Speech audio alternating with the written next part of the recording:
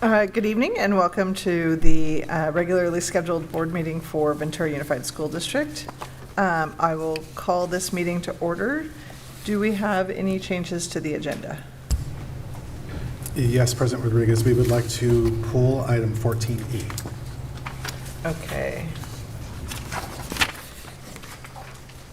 14 what? 14E.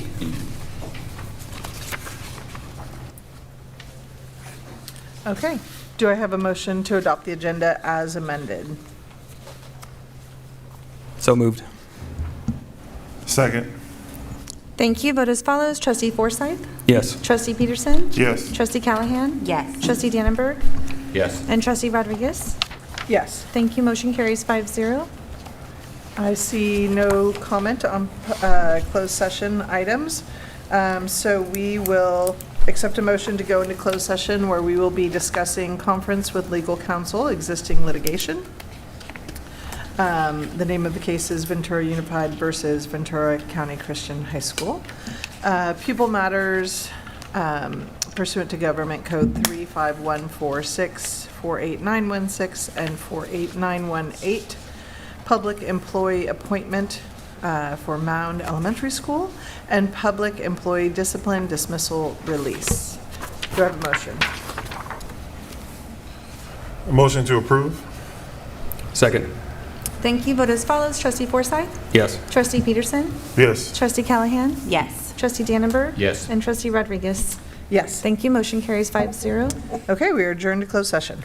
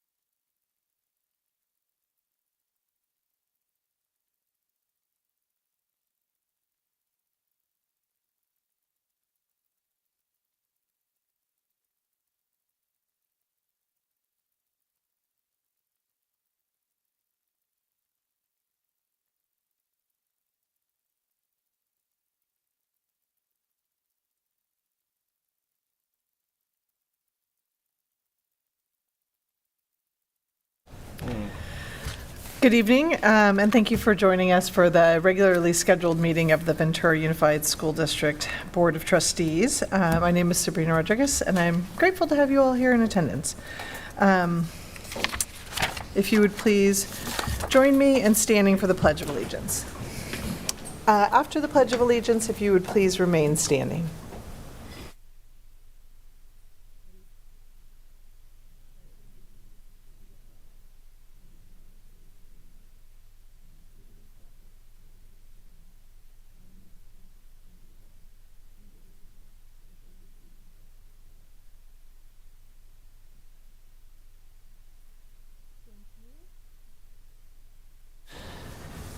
And I ask that you please remain standing for a moment of silence. For one of our students who at Ventura High School who passed away last week.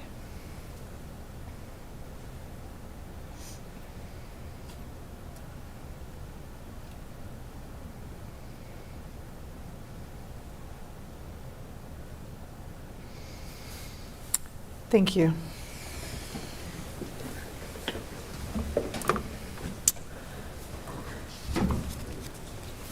Ms. Dawn, would you please take roll? President Sabrina Rodriguez. Here. Vice President Dr. Jerry Dannenberg. Here. Trustee Miss Amy Callahan. Here. Trustee Mr. Calvin Peterson. Here. Trustee Mr. James Forsythe. Here. Superintendent Dr. Antonio Castro. Here. Student Board Member Nathan Arthur. Here. Student Board Member Gina Cesares is absent this evening. Student Board Member Mateo Navarro. Here. Thank you.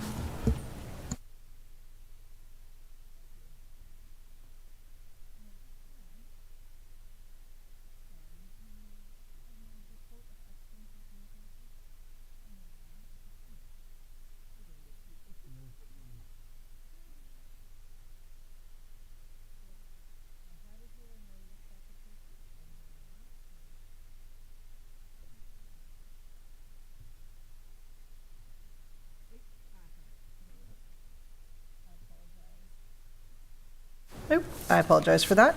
Up next is report of action taken in closed session. And this evening, in closed session, the board took action to approve the appointment of Miss Gina Young as the new continuing principal of Mound Elementary School. The motion was made by Mr. Peterson, whose daughter is a student at Mound, and he was very excited, and seconded by Ms. Callahan, and was unanimously supported by the board. We'll bring Ms. Young forward at a future date to be presented officially to the community, but she's been at Mound for the last few months serving as an interim principal, and she's doing a fantastic job, and we're grateful to have her as part of our team. Superintendent's report. Thank you, President Rodriguez. Tonight, we're actually going to start our good news section by highlighting our Ventura Optimist Club essay winners. We have several of them present this evening. And so, Marianne, if you could share that slide.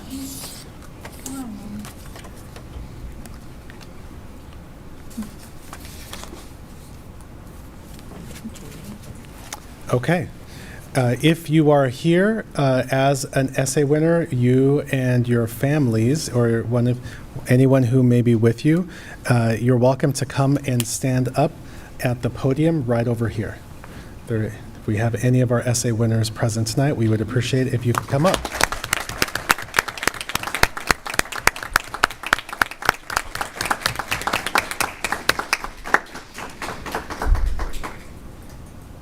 Just give everyone a moment. Okay, thank you. Well, I was unable to be present for this ceremony in the morning, but I know that two of our board members were, and I'd love to give you the opportunity to share what you experienced that morning. Thank you. Yes, I was just pleased to go and see our students being recognized by other organizations in the community, and I was so impressed by all of the award winners and their essays. Just an amazing job. I wished I could write and talk as eloquently as all of you. Thank you for being here. Yeah, like Dr. Dannenberg, I had the opportunity to be there, and I'll just share that I still think about like you shared about jogging and the woman that you come across along the path who inspires you, and you shared about your grandmother, and you shared about your mom. Like, you really did impact us with your stories, and I think that's really the reason that optimists honor that spoken word in this way, because it's not just your ability to write, but also your ability to share your experience with other people that has such a huge impact. And you all just did an amazing job, and I'm sorry I'm not highlighting what all of you did, but your stories were very, very impactful, and I really appreciated you sharing them with us and taking the time to apply for the scholarship, and just so excited about your being chosen. So thank you for being here. Thank you very much. And as you're sitting down, Marianne, if you, this slide is being projected, right? So if you take a look at the websites at the bottom of the slide, Marianne Quiros has made it so that way everyone can read the students' essays. And I'll just share in general, one of the things that we appreciated about our students who can express themselves in the way that they do, as the written word is really powerful, and you give the ability for other students who maybe don't see themselves as being able to express themselves in spoken word, the way that we can do it in written word. You've provided that example for them. So thank you for continuing to represent our district so well, and congratulations to you and your families.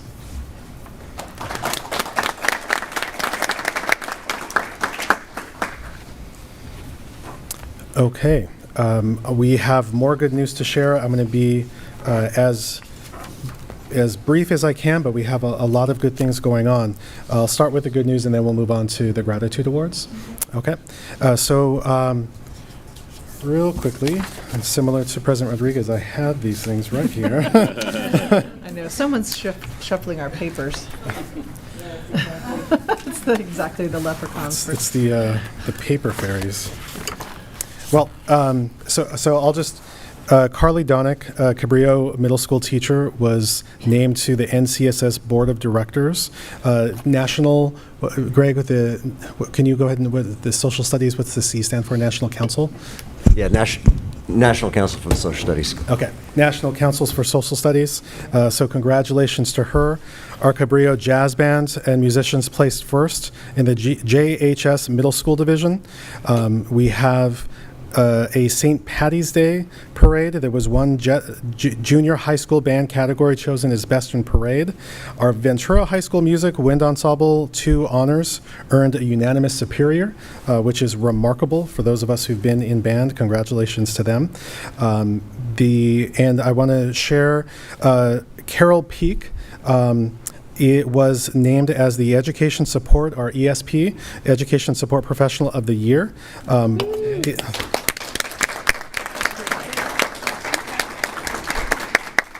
And she's here in the back, so I'm actually going to read a little bit more about this. Carol Peak is CTA's Education Support Professional of the Year. She's being recognized for activities that reflect the contributions of ESPs to public education. As the honoree, Carol will be acknowledged as the CTA March State Council meeting, at the March State Council meeting held on March 23rd. That's our coming up right around the corner. In addition, Carol will be the California State nominee for the NEA, the National Education Association ESP of the Year, and we are very proud of you and to be leading with you. So thank you very much, and congratulations, Carol.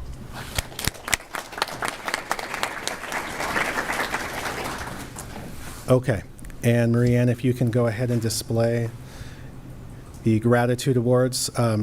As we know, we have several nominations, and so what I'd like to do is just to highlight a few as the rest scroll through.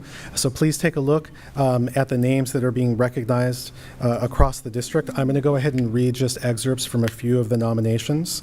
Melissa Bays, a teacher at DATA, was recognized for personifying patience that she shows her special education students, or moderate to severe students, such as kindness, as she works with them to reinforce their skills on a daily basis.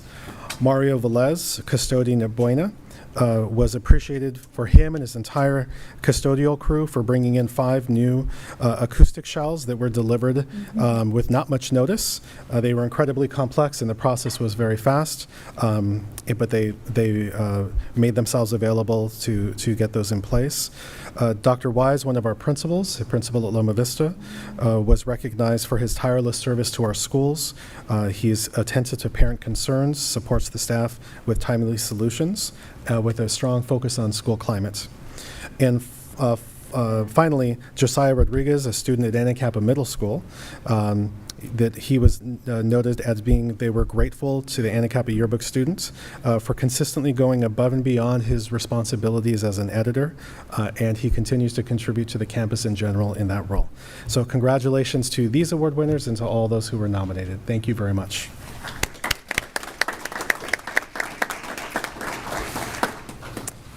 Okay, I'm Great. finished.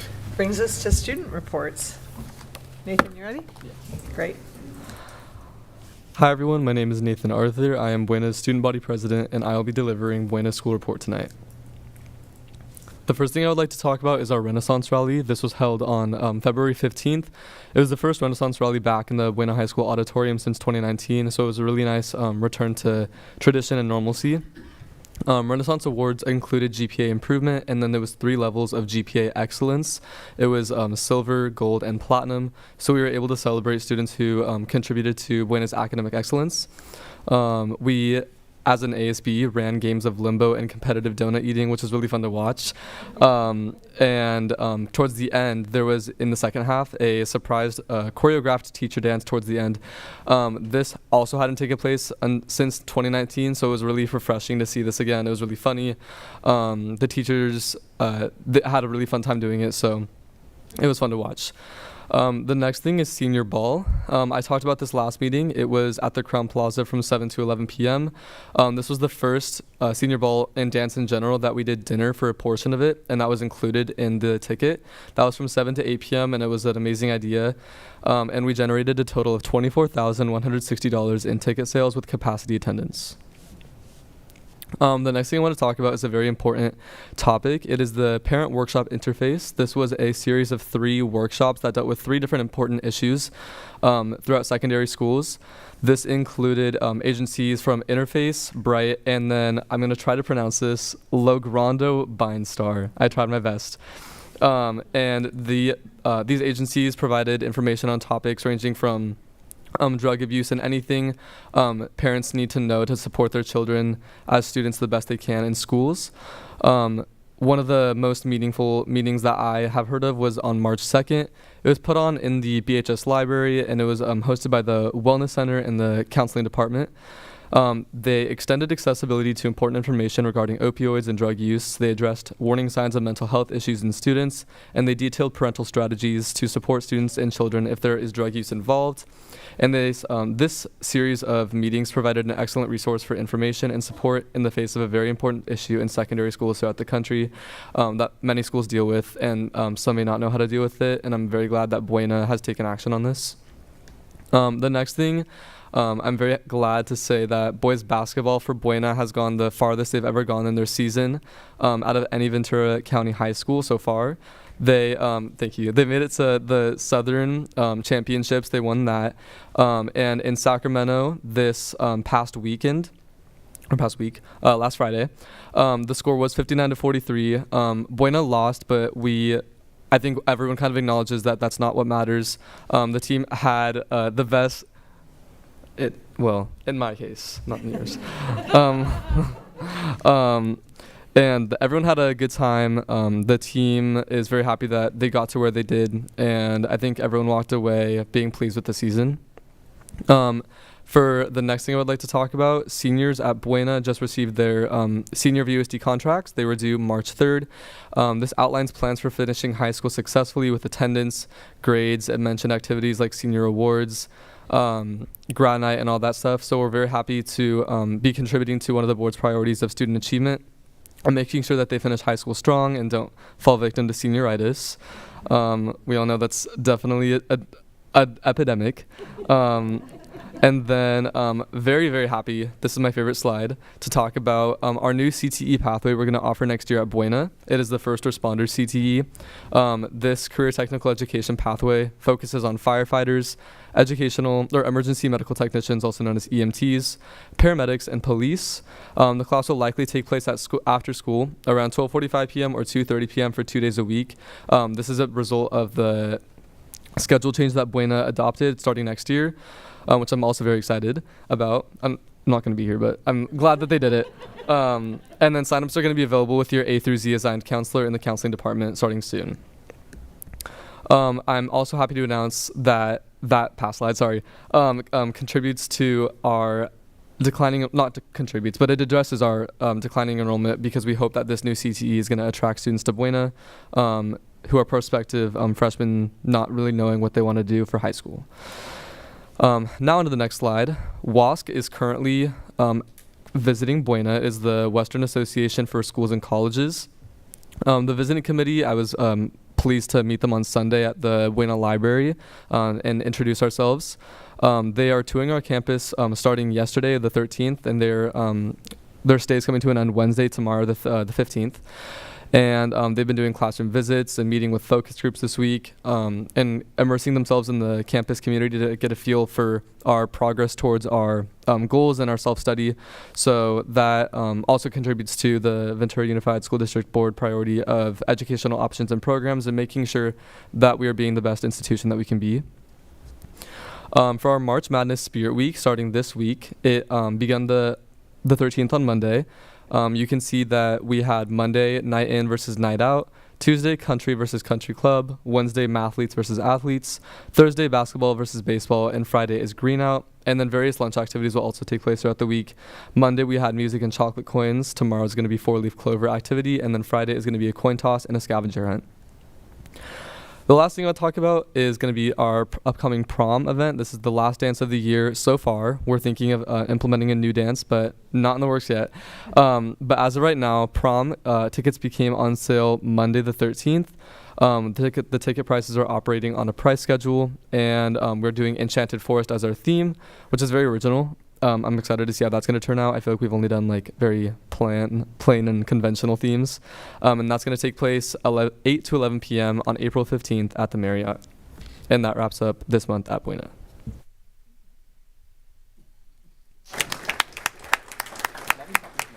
Did you know that Dr. Castro was at the basketball game in Sacramento? See, I wanted to go, but that was a little bit of a drive. Yeah, he was up there for it, so it was like super exciting. Thank you. Mateo, top that. All right, yeah. Oh my gosh, yeah. Hi, you guys. Before I start today, I wanted to begin just by, this is on the presentation, but just by talking about Anthony Torones and the effect he had on our school.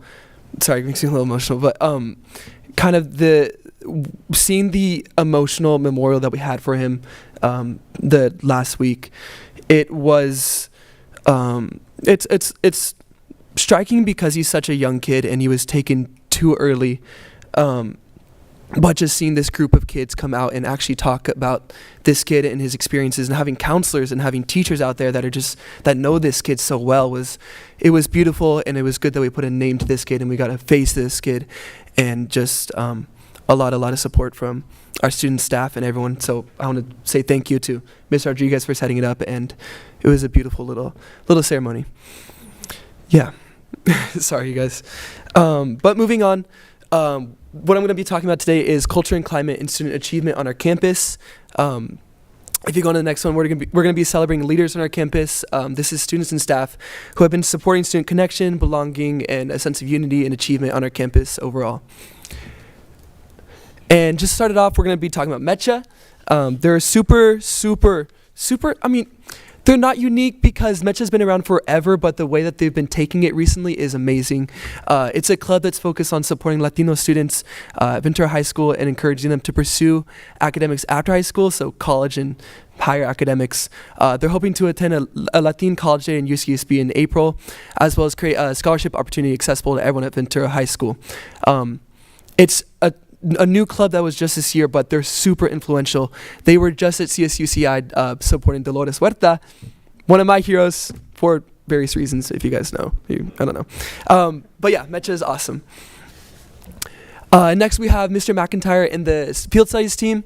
They're environmental activists. This club is not very well known around campus, but they're super impactful.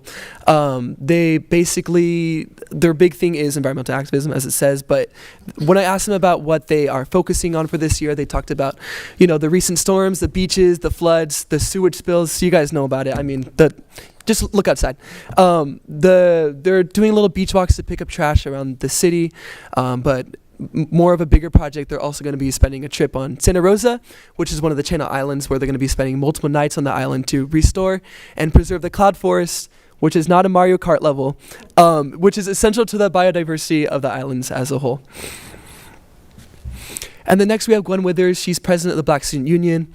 She's big because, as you guys know, last month was Black History Month, and BSU hit it. It was amazing. They had 4 big events. February 8th, they had a table with stickers, Black culture games, and info on Black History Month. On the 13th, they had little love notes from Black icons like Rosa Parks. It was so cute. With candy to buy and pass out. On the 22nd, they had a historically Black colleges poster in the College and Careers room. And on the 28th, they had slam poetry reading at lunch in Miss Reynosa's room. Super exciting. There was about 5 or 6 speakers in the room. They read anonymous poems. They read their own poems. And yeah, it was a hoots. And next we have Valentine's Day. An ASB event that we did was Valentine's Hearts. We basically spent, I would say 2 class periods basically writing the names of every single student on campus, and we put it up all around campus, and we let people do a little scavenger hunt to find their own little names.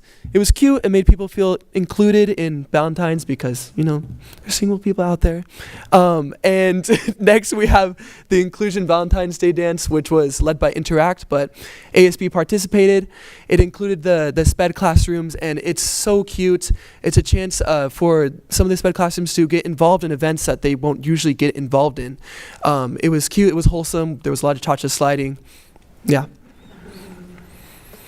And next we have Girls Wins. This isn't part of the leadership slide, but I still wanted to get on it because girls basketball and girls water polo and girls wrestling, they all had an amazing season. Girls basketball successfully grabbed the Channel League Championship title after a game against Oxnard on January 31st. Well, I haven't been here in a while, guys, sorry. Apologies. Girls water polo also qualified for CIF playoffs after a round of games at the league tournament. And finally, we had girls wrestling come out in first place in CIF finals after a championship tournament at Laguna Hills. We had all of our kids come out, and a lot of the kids on our campus that cheered them on as they got on the bus. It was super invigorating for the energy of the campus for the day, and yeah, it was awesome. And then next, we had senior ball. Our theme was a night at Gatsby's, so as you guys know, flapper, tailcoat, classy dress code. We had the crystal headwear. I don't know what it's called, but it's very 1920s. Bangs, all that, super Gatsby. We had fine Italian cuisine. We had dessert. We had an open bar that was non-alcoholic. It was non-alcoholic. A lot of Shirley Temples. Photo booth, tons of sweaty dancing. It's a high school dance still, but it was classy, okay? It was classy, guys. And then finally, we had the talent show. This was big. It was our first Ventura High School talent show since pre-COVID, since the dark ages. But yeah, this was a big deal because this is rooted in tradition at Ventura High School. We've done this forever. And just to get it back and get this running again. And the people turned out. The auditorium was 2/3 full. And as you guys know, the auditorium is huge at our campus, so that was a big deal. We had a bunch of acts, including Loop 83, which is a local student band. We had basketball team performing Get Your Head in the Game, including our senior class president, Jack Rose, was part of it. And ASB's own Rihanna halftime performance featuring Carson Peterson, who was a son of one of the board members here today, and he nailed it. He nailed it. So, yeah. Overall, we're just getting back into the spin of things, and I'm very excited for the rest of the school year. So, thank you, board. Appreciate it. Thank you, Mateo. That was great. And I'm so sad that I missed the talent show because I always love that every year. It's crazy. Yeah. Great. Well, thank you. Board members, do you have any correspondence to share? No, me neither. That brings us to public comments. So I have public comments here. We do really appreciate the public being here to share their comments, but just know that the board is not able to respond to your comments, but we do take notes. We do follow up when we have questions. And of course, we do really appreciate hearing your perspective. So up first, I have Miss Carol Peak, winner of a recent award, followed by Mabel Valenzuela, followed by Dan Nelson.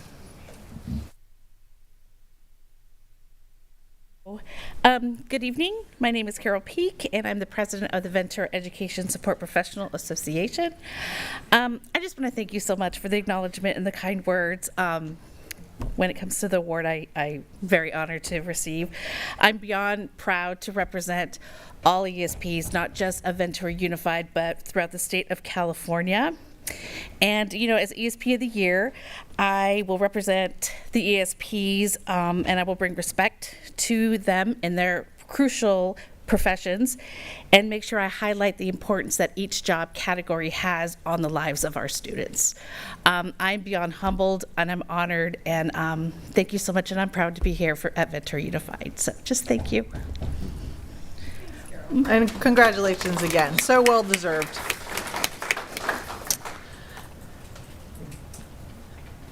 Ms. Valenzuela, oh, sorry, just a second before you go. You'll be followed by Dan Nelson, who'll be followed by Ms. Garrow. Excited to speak. Good evening. My name is Mabel Valenzuela, and I'm here to speak about the bus routes. My child attends Buena High School. He's currently a freshman, and when Senate Bill 328 was adopted this year, at the beginning of the year, you guys didn't have much time to make changes on bus routes. This Senate bill, obviously you guys know what it is, but our guests don't. It's a bill that says that high schools cannot begin class instruction any earlier than 8:30, and for middle school, I think it's 8 o'clock. Buena starts Monday through Thursday at 8:30 and 9:30 on Fridays, yet my son is picked up at 6:50 in the morning to get to school.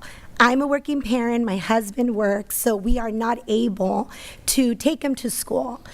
So what happens with this time? As we know, they're at an age where they're easily influenced. My son was going off campus, and we're parents that look through his phone and look through all these things. We were seeing that things were happening off campus at the CVS parking lot that should not be happening, and they were not safe. There were kids play fighting, there were kids vaping. There's a high population of homeless in that area. I hear that a student, I don't know if it was a student, but a young lady got stabbed recently there. I reached out to the board at the beginning of the year, and Dr. Castro was the only one who responded to my email. We also attended a meeting with transportation, along with some other parents that weren't able to attend today. We just really want you guys to consider a change in the schedule for these teenagers. We want them to be safe. I want my son to be safe. I understand that as soon as he enters your bus, for Ventura Unified Bus, that he becomes a responsibility. And I would not like for something for him to happen to him. He's a good child. He's a good boy. I'm not saying that he's going to do anything, but something can happen. So I really urge you, my family urges you, to reconsider your transportation routes. I also reached out to the principal, and after three emails and a week later, she 30 replied seconds. saying that the cafeteria opens at 8 and the cafeteria opens at 7 and the library opens at 8.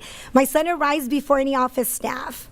So that should tell you how important it is to either add more zero-period classes. Right now, they only offer 2, German and Advid, which he is not part of. Offer more zero-period classes to keep them safe and keep them in school, or try to change the routes. I appreciate your time.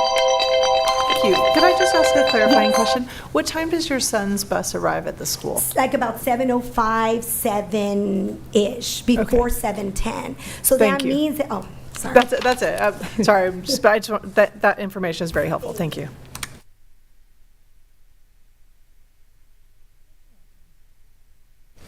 I'm waiting for, oh, there we go. Good evening, board. Happy to be here tonight, and really happy to celebrate Carol Peak for her very important win. She has certainly deserved this award. She's worked really hard for it. She's done amazing things for her association. I remain chopped liver, but she's great, and she does a wonderful job. I have now been in this job for 6 years, which you can know is too long because I am now going to ask you to change a nuance in your board policy. So yes, I had time to look through the board policies and find changes that need to be made. I clearly need to be out of my job. So the way we do family medical leave, FMLA, is a little weird and it's a little different than other districts do it. So what I'm requesting is you review the policy because right now, when someone goes on FMLA, they cannot use their personal leave while they're on FMLA. So they go on unpaid leave and they can't use their personal leave days. Other districts do this differently. Other districts allow you go on FMLA and you can use up, if you've got 60 days or 30 days, you can use those days to be paid during FMLA. We don't allow that. So if we could look into that, that would make a big difference. I've got a member right now who's flying all over the world taking care of his dad, and it's just a big problem that we don't have to have. His spouse is in another district and said, we don't do it that way. How come you guys do it? And that's a good question. I don't know why we do it that way. So if you could review that, that would be great. Another chunk is you don't have to ask, the district doesn't have to ask for a medical note for someone to go on FMLA. But we do, but you don't have to. And so a lot of times, if it's a person's personal illness, it's easy to get the note, but if you're taking care of a child or you're taking care of a parent, you're asking your parent's physician to write you a note. And that can be weird, and in this case, it may not even be in English because this is happening in another country. So if you could review those policies, I have every confidence that Ms. Wallowitz will be happy to walk you through what you can and can't do and how it should be changed. So. My other request is, usually by this time we have the calendar. The calendar committee has met and agreed to and presented something to the board. We haven't done the calendar yet. We had other things going on in the fall. You might not remember, but I do. So it would be great if we could actually get the calendar sunshined and meet and have that meeting. We worked really hard to get a 2-year out calendar. For a long time we were just 1 year ahead. Now we're at 2.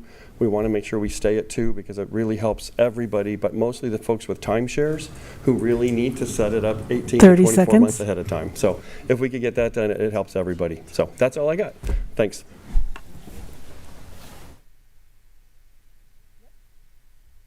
So Ms. Garrow, you will be followed by Adeline Cagnacci.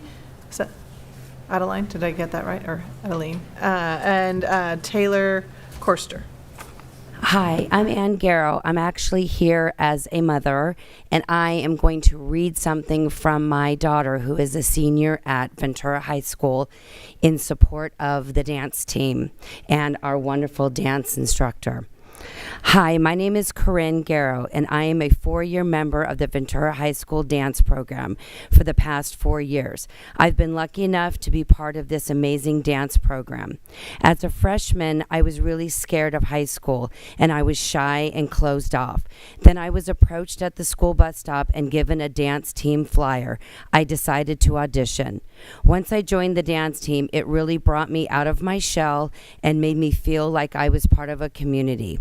I have never been a huge fan of going to school, especially high school, but once I joined dance, I couldn't wait to get back to school when I had reached home. Dance for all these years has helped me realize who I am and what I want to do with my life after I graduate. It makes me feel like I have a purpose in life and at school. Dance has so many benefits. It helps physically and mentally and lets kids unlock their creativity. Dance and the arts are critical for the student's social and emotional well-being. With that being said, I beg you as a student and as a future dance educator to please keep the dance program. The dance program has helped so many kids come out of their shells and has given us a place to be ourselves. Dance instills discipline, structure, creativity, community, builds self-esteem, promotes good health, and for some, it's what keeps them going each day. I am also asking you to please allow Ms. Kester to resume her position as the dance teacher. Ms. Kester has significantly brought up the dance team and has really promoted our dance program and teams. We are competing performing at outside venues, and spreading the joy of dance to younger students. As you can tell, I feel very passionately about dance and think it has helped and been an outlet for so many students. Please keep this program alive in the arts and the arts alive in our schools, as well as let students find a purpose other than academics. And she is currently wanted you to know that she's at rehearsals at Ventura Arts for the play, which is part of the arts program. So please keep dance. Thank you.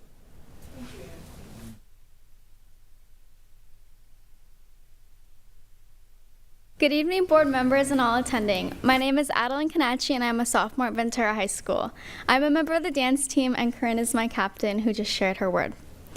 Many others, including myself, have a great passion for dance and the community that we've built. I started this journey last year when I joined a basic dance and rhythmics class, and since then, I've auditioned and earned a place on my beloved dance team. Over this time, I have not only learned grand jetés, pirouettes, and jumps, but also how to express myself.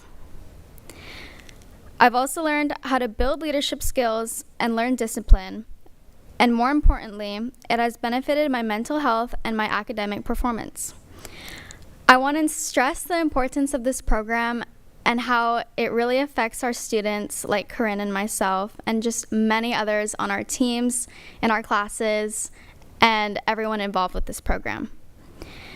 The dance program accomplishes more than what meets the eye. Our teams boost school spirit in enormous ways and additionally assist with charitable fundraisers. For example, we are performing at a Ronald McDonald charity event this coming Sunday. With the potential removal of this program, my concern is that it will affect about 80 students, which many who do not have any outlets outside of dance. The value for our dance program is similar to sports, art, and music electives. Furthermore, our dance families and students have raised well over $10,000 this school year, and we've been able to provide scholarships and necessities without asking for additional funding from the district.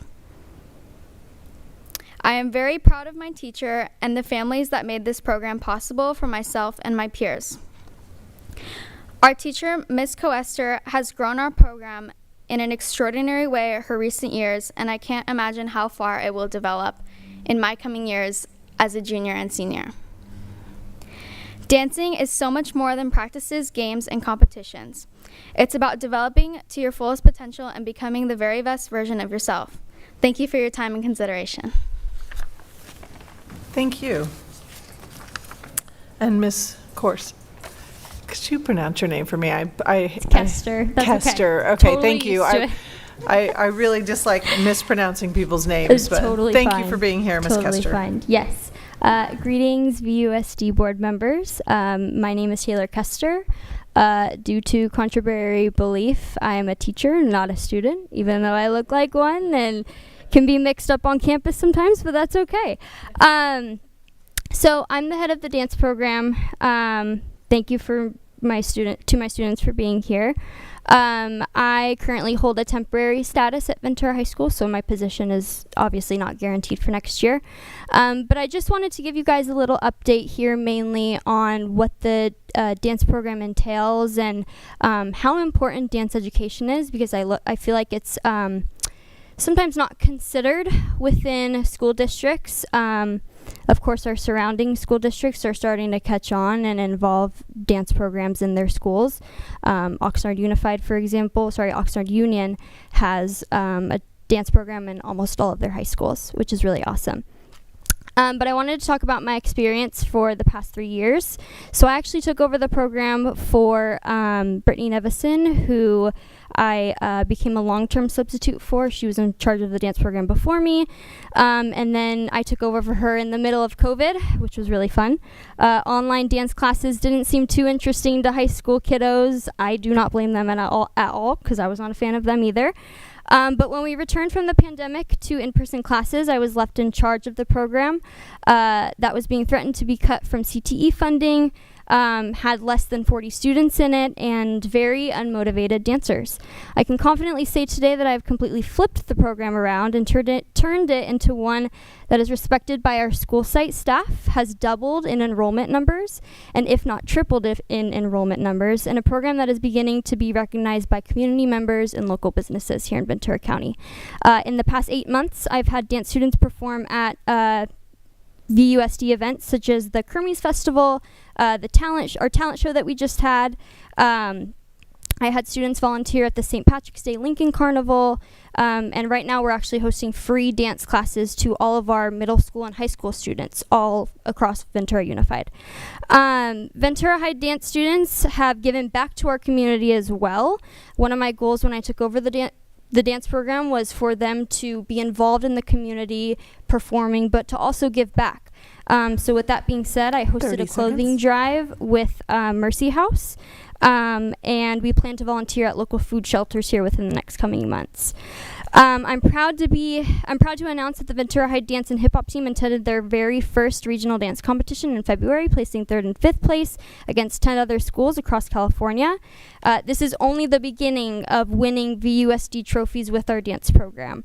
And the dance program dancers are about to perform at the 805 Night Market this coming Saturday, which will have over 2,000 people in attendance. So that's 2,000 people that are going to see our school district and our school program thrive. Thank you so much.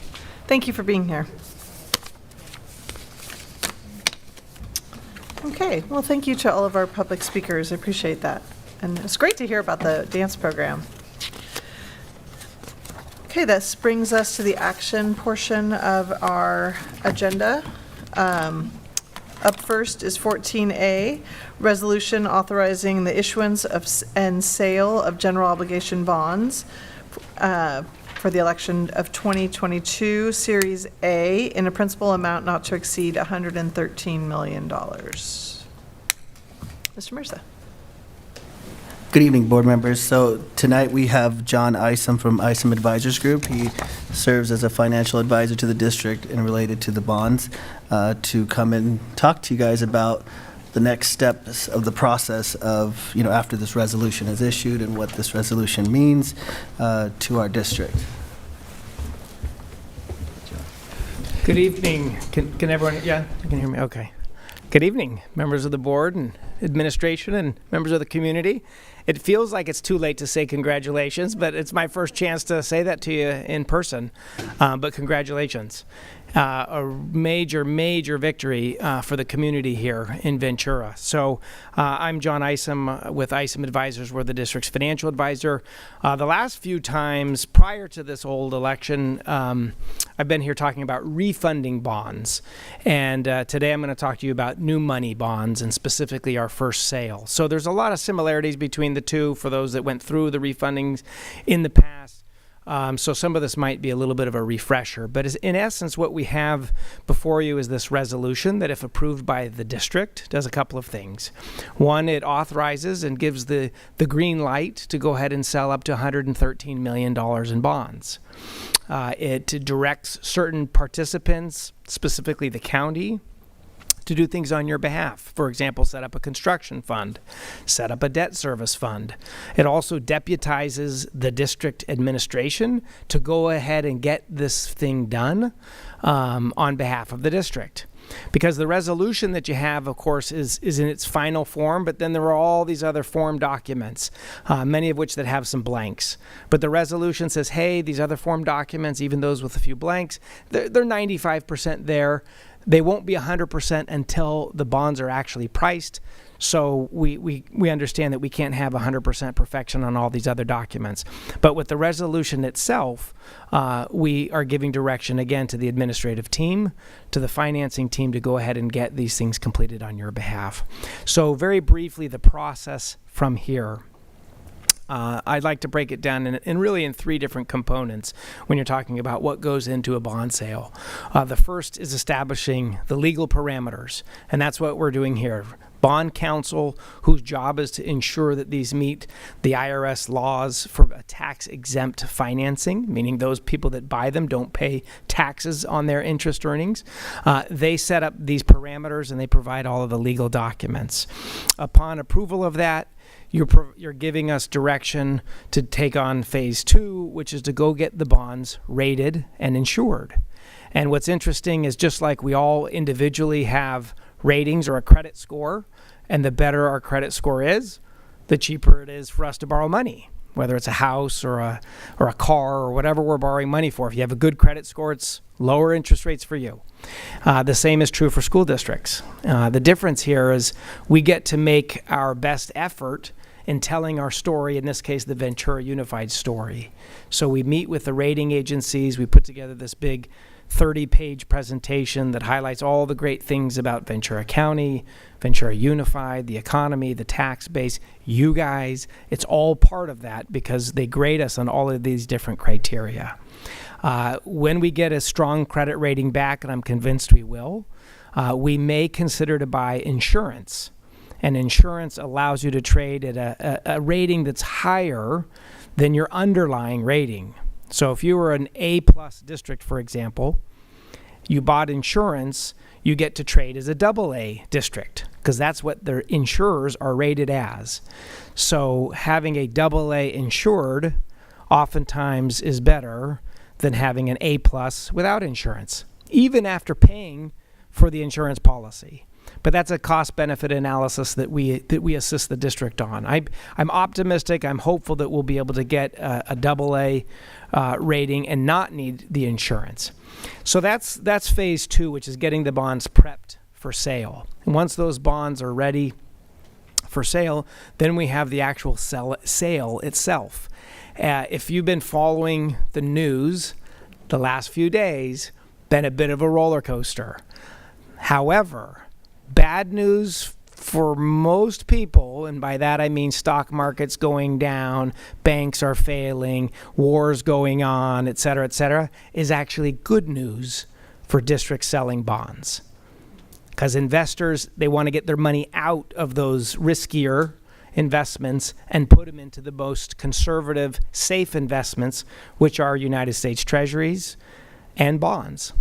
So we priced a couple of bonds today, did fantastic because the market completely went down, interest rates went down. But time will tell. We still have much time, a few weeks to a month, to see where we are. I also want to let you know that, because this was a question that was raised, nothing ever forces the district to sell. Okay, we could get everything teed up, legal documents, ratings, insurance possibly, and the day before the sale, if something really bad happens, as fiduciary to the district, we say, hey, pulling the plug, we're not doing it. Let's wait a week or two or a month or 2 months, right? So we have flexibility in that, but that's part of this resolution as well as directing us and giving that authority to us in the administration. Upon a successful sale, which is usually a 2-day process, day 1 is to kind of establish preliminary terms of the bond. If we're in agreement with what is being proposed by the bank or the underwriter in this case, then we give the authorization to them. We make a recommendation. The district gives the authorization. And then the next day, they actually take in bids. They take in orders. And you can actually follow along. There's a little online thing. You can see the orders start piling in. So if we have 113 million that we're trying to sell, you can see, oh, there's another million. Oh, there's 10 million. There's 20 million. There's 40 million. And at the conclusion of that process, we have another call with the underwriter. They report back what they saw, what we all saw really, but what they're seeing, and they'll make a final proposal. If there's a consensus there and we say we agree, we recommend the district take this proposal in its final form, and if the district provides that authorization, then there's about 2 weeks worth of signing, closing documents, et cetera. It's not literally 2 weeks of signing, by the way, but it's a 2-week process from pricing to closing, and then that's when money gets deposited in the bank. The only other thing that I would make mention of, and then I'm happy to take questions certainly, is there's an appendage, if you will, to this process that I know you're familiar with, and that's the Citizens Bond Oversight Committee, right? One of the things that was part of Measure E was a taxpayer safeguard, in addition to a tax rate cap, in addition to a detailed project list. There's also a covenant by the district to say, hey, we'll appoint a Citizens Bond Oversight Committee. So that committee gets appointed. They meet at least once a year. More commonly, a bond program of this size, it's going to be at least quarterly. It might be monthly. And their job is to respond once a year publicly, usually in a format like this at a board meeting, and say, here's our report on the district's expenditure of bond proceeds. And if you're wondering what that looks like, it is essentially 2 steps. One is to say the district has spent money on projects that are eligible, meaning if you didn't say you were going to build a swimming pool in the documents that was provided to voters, then you can't build a swimming pool. So it's a performance audit of sorts in that they explain, yes, all of the projects that the district did were in fact shared with and disclosed to the voters. The second component is one of kind of a financial watchdog. So there's the performance side and the financial side. And the financial is to assure that there is not any waste and that the district isn't overpaying. And that's a trickier proposition for a lot of these oversight committees, because oftentimes you don't have that level of expertise. But they certainly are encouraged to make sure that everything is done above board, full transparency, and that the district isn't overpaying significantly for any particular project. So with that, I'll take a pause. Happy to answer any questions if you have them. Thanks, John. Nice to see you, and thank you for your support throughout the campaign. Questions? I've got several, but that's okay. Do we know who we're going to use as an underwriter? Yes, RBC is the underwriter. And actually, we use a half a dozen to 7, 8 different underwriters. Today we were glad that RBC was on our team. They're a gigantic underwriter, a gigantic bank. And there are some of the regional ones that are on less sure footing. And just to give you one example, what an underwriter's job truly is to do is, yes, it's to line up investors who are going to buy your bonds. But they don't always buy the bonds. And when they don't, their job is to underwrite the unsold balances of those bonds, take them into inventory, and take some risk. They take the risk away from you, saying, hey, we'll lock in all the money, $113 million or whatever we decide to sell ultimately, and you don't have to worry about fluctuations in interest rates. We'll take those on. Today we had a bond sale, and it went okay. It's not bad if you don't sell all of the bonds. In fact, it's actually pretty good. But in this instance, they only had buyers for about 30% of the bonds, and they said, that's okay, we'll underwrite 70% of it. So we'll put our capital at risk, we'll take those into inventory, and then we'll work like mad to try to get these sold in the next coming days and weeks. So you don't get that with a regional bank, especially in today's banking environment. So we're really pleased to have them on board. And my second question, you've answered a couple of the other questions I had. Arbitrage, if the rule, I've been out of this for a few years now. Has the rules for arbitrage changed, or are we still under a timeline, and how does that work? Explain that to us, Thanks for please. bringing that question up. So the arbitrage is the IRS doesn't want you to take all this money, put it in the bank, and then just sit on it and earn interest. They want this money to go be put to work. So the IRS says, hey, we're not even going to collect any taxes on it. It's tax exempt. But in exchange, you put it to work. What arbitrage entails is if a district puts the money in the bank and actually is earning more money on the interest than it's costing them. Now, they allow you to do that over a 3 to 5 year period. So that's the term, and that's what Jerry was alluding to, is that essentially you should spend 85% of the money in the first 3 years, and then the remaining 15 after 5. And if you get an arbitrage benefit there, that's okay because you're compliant with what the IRS expects as far as a timely expenditure of proceeds. But beyond that period of 5 years, or if you don't get to the 85% in the 3-year period, then you have to be mindful of an arbitrage calculation to see if you have any obligations to the IRS. Thank you.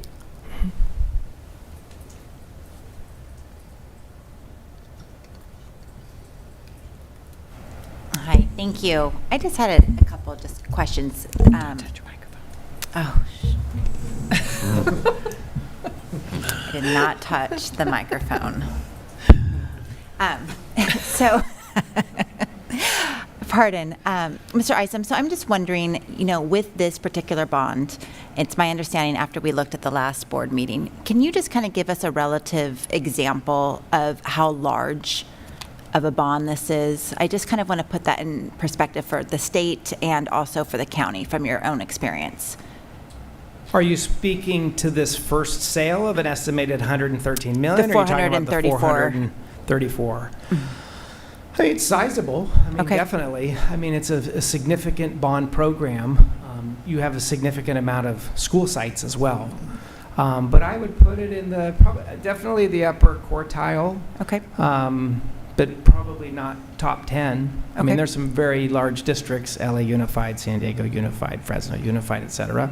But yeah, it's a significant bond program. And then in Ventura County, do you guys know that? And something maybe it's just out of my curiosity to kind of know where we rank as far as Ventura County and bonds for K-12 schools. I would guess that would probably be the largest in the county. Oxnard High certainly is significant, but they don't have the same taxing authority that you do as a high school district. They're capped at 30 because they have the underlying elementaries that also get 30, whereas you get the full 60. So if you compare yourself to Simi Valley or Moore Park, Oak Park, the other unifieds, you're the largest in that regard. Great. I just think it's a great bright spot for us, and so I appreciate that information. I also wanted to ask, because it is the $434 million bond, what does this look like for your organization? How often will we see you? You'll see me as often as you'd like, number one, because service is paramount to what we do.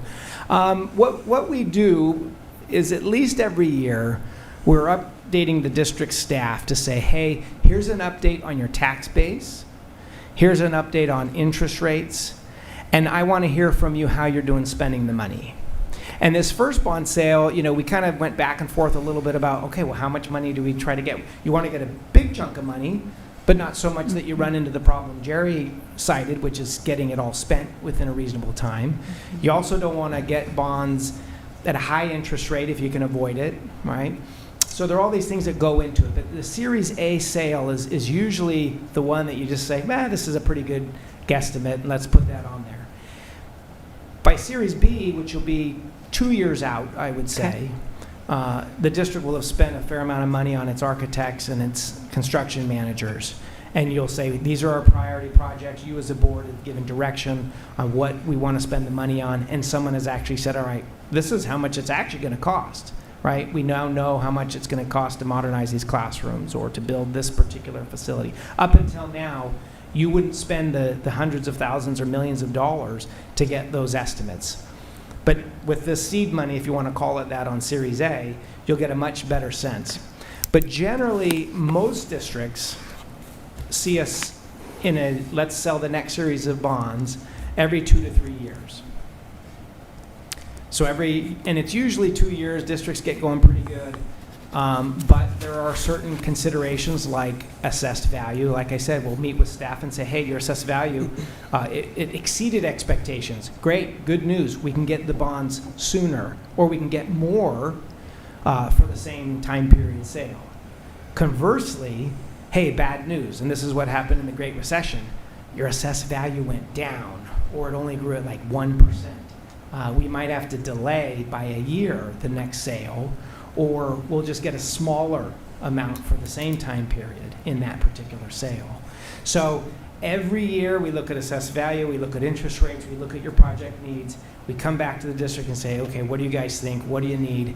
But typically, it's about every 2 years you're going to see us for a bond sale. Unless you say, hey, I'm full, I got too much money, I can't spend it, come back to me in a year. Or occasionally, hey, can you come back next year, 1 year later? I'm ready to roll. We are flying through projects and I need money, I'm burning through it quickly. So those are all the variables that go into it, but typically it's 2 to 3 years. Great, thank you. So you have his cell phone number? Okay. Yeah, he texted me, are you on your way? Are you here? He was like, Oh, okay, all right. Thank you. Yeah, I appreciate you coming over here to, educate us in this process. And just a quick question. For the next series, this is the same process over and over. And it'll be 2 more series after the Series A. correct. Okay. The only distinction is if there's a significant change to the district's credit profile. Sometimes that entails a little tweak to the prepping part, that second step. But once you get your rating, it is fairly uncommon to deviate unless something significant happens. And deviate could be good or bad, right? It's like, oh, we got an upgrade, great news, pat ourselves on the back. That's because our reserves are now 25% or 30 or whatever. Or bad news, we're getting a downgrade because there's some financial pressures or a big employer or taxpayer closed its doors. Those are the kinds of variables. But usually this first one is the one that's the most important because it sets the tone for our future ratings. Great, thank you.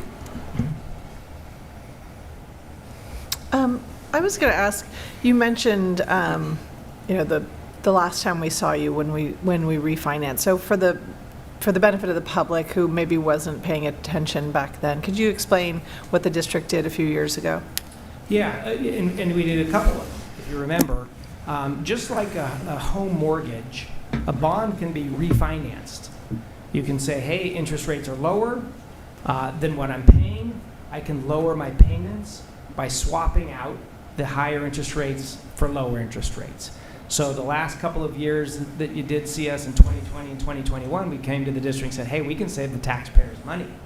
And let's swap out those interest rates and lower the amount required every year to repay the debt.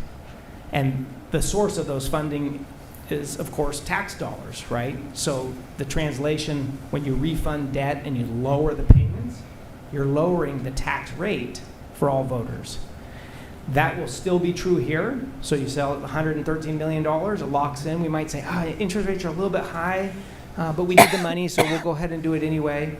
4, 5, 6, 7 years from now, it'd be very likely, hopefully I'm still around, it'd be very likely that we would come back and say, hey, good news, interest rates are lower than when we sold back in 2023. Remember all that inflation craziness and the banks closed and da-da? We can save the taxpayers millions of dollars, because that's what it was, millions of dollars, by lowering their taxes. So that's still an option here. We want to preserve that flexibility. Great, thank you for that. And then I guess my next question is really for Asan. I mean, when I hear you say we're doing 113 and then 2 and 3 years we're going to come back and do it, like, my mind explodes. Because for years, and just to put it in context for people who, again, maybe are have not been following this, for many years we were very slow on facilities projects because we didn't have a significant facilities fund, and we were very judicious in every step we took. So the idea of translating from that to 3 years to spend out $115 million really, like, makes me nervous.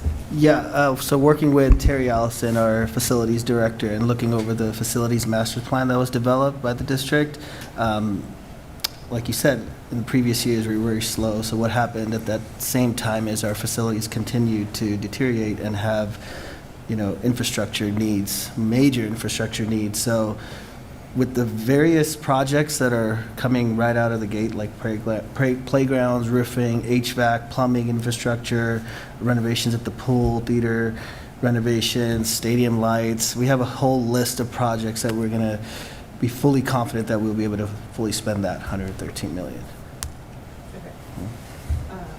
Great, thank you. And then, and again, this is kind of process oriented, but because we're generally speaking restricted to doing big things during the summer, right? So in the past, we didn't have expanded learning programs on our campuses all summer long, and some of those things that like are really going to, again, make those shuffles. In light of all that, you still feel like we can definitely do this? Yes, so the first step, I believe tonight you guys are approving some positions. We're going to need to build our team, correct? And have our facilities manager, our bond manager in place. And once we hopefully get that team sooner than later, yes, we would be working around the school site's needs to plan our projects around the students. Great. Any other questions? I do. I have 2 questions, and I apologize. It can be in a Friday letter. But one of the questions is, so for some of the facility requests that we have already done or kind of moved on, and I think we kind of talked about this last time. So what is the process for, because at one time in this, we had spoken about almost if and when the bond got passed, we could get refunded for some of those projects that we've already done.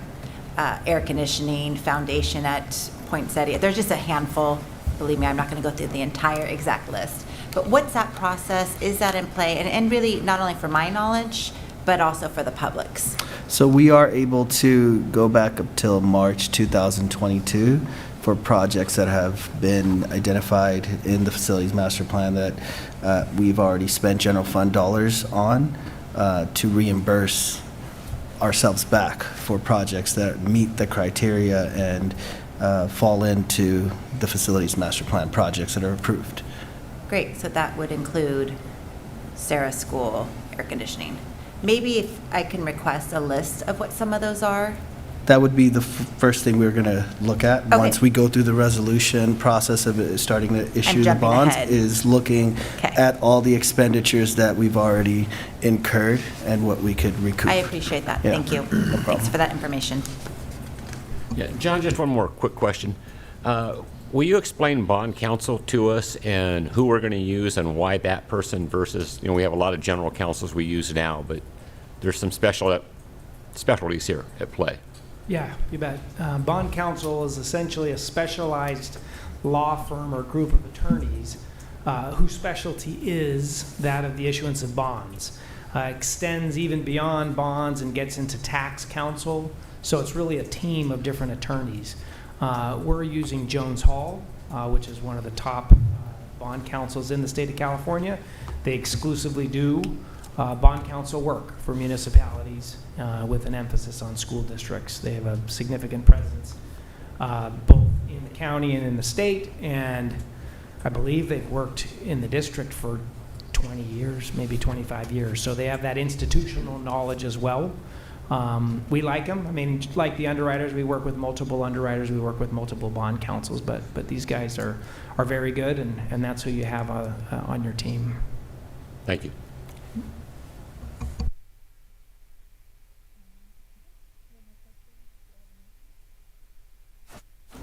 So moved. Second. Thank you. Vote as follows. Trustee Forsythe? Yes. Trustee Peterson? Yes. Trustee Callahan? Yes. Trustee Dannenberg? Yes. And Trustee Rodriguez? Yes. Thank you. Motion carries 5-0. Thank you, and thank you Thanks, for being everybody. here. Yeah, appreciate it. See you soon. See you soon. Great. 14B, this brings us to our transportation plan.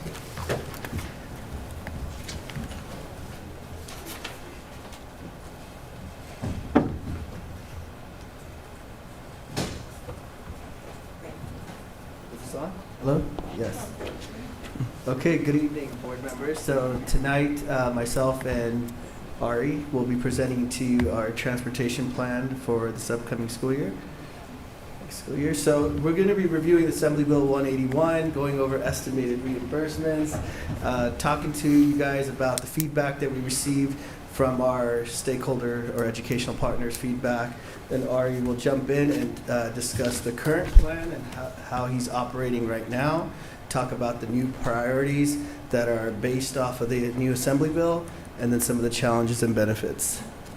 So Assembly Bill 181, I just wanted to make it really clear, this is a plan that needs to be board approved by April 1st, and that this is not a plan that captures all the problems and issues to solutions for all the issues that we have currently in transportation. This specifically is a plan to prioritize and target students for transportation services for TK to all pupils TK through 6, and then pupils that are low income grades 7 through 12. So that's specifically what we're here to talk about, is how we plan on prioritizing that population.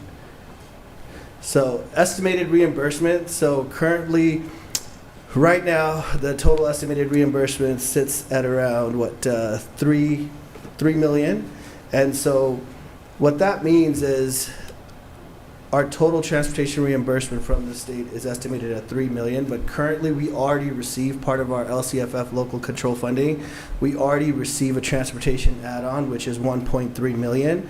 And as you can see, this formula is reducing what we already received. So the total that we'll be getting from this new monies that we'll be receiving from the state would be about 1.6 million. But as you can see, our total transportation expenses for last year were 6 million. So, you know, every little bit helps. And so, but it's still not fully funding transportation. Yes. I just was going to ask you on this, where it says books and supplies 1.9 million. Oh yeah, okay. So I just want to find out what kind of books you're buying in transportation. So, that's just the accounting code, how we classify our expenses. So that's supplies and materials, tires, parts that he needs for the bus parts. Yeah, it's just called books and supplies, but yeah. Should we change that though? So it says what it is No, instead of that's books and the supplies? SAC's classification for the accounting structure. It's caused, yeah. That's the state classification? Yeah. Thank you. So it's books and supplies. Supplies as a catch-all, it just covers everything. That's why I wanted you to clarify, because I think if somebody sees that and they're like, wait, what? You're just squirreling away money in the books and supplies, but it's because there are a lot of big ticket items associated with transportation. Parts, brakes, everything, okay, so part of this plan requirement is to, consult with all of our stakeholders. And so that consultation was held February 23rd, 2023. And so next slide, please. Here's a few pictures. Next slide. Keep going. Okay, so what we discussed with the stakeholders were a couple of questions, like what is currently working in transportation. So they gave us some feedback that, transportation is actually being provided. All the buses have seat belts. Our transportation director has been really responsive. He's actually driven the routes in his car himself to, make any changes to routes to address student safety. Next slide. Opportunities that we have to go. You heard some tonight, drop-off times in the early mornings without campus supervision. That's something that we'll be working on with the school site principals. They are concerned about the safety, as students could leave and get into trouble. Lengthy bus routes, right? Low volume of students on particular buses. Certain areas of Ventura not having transportation available.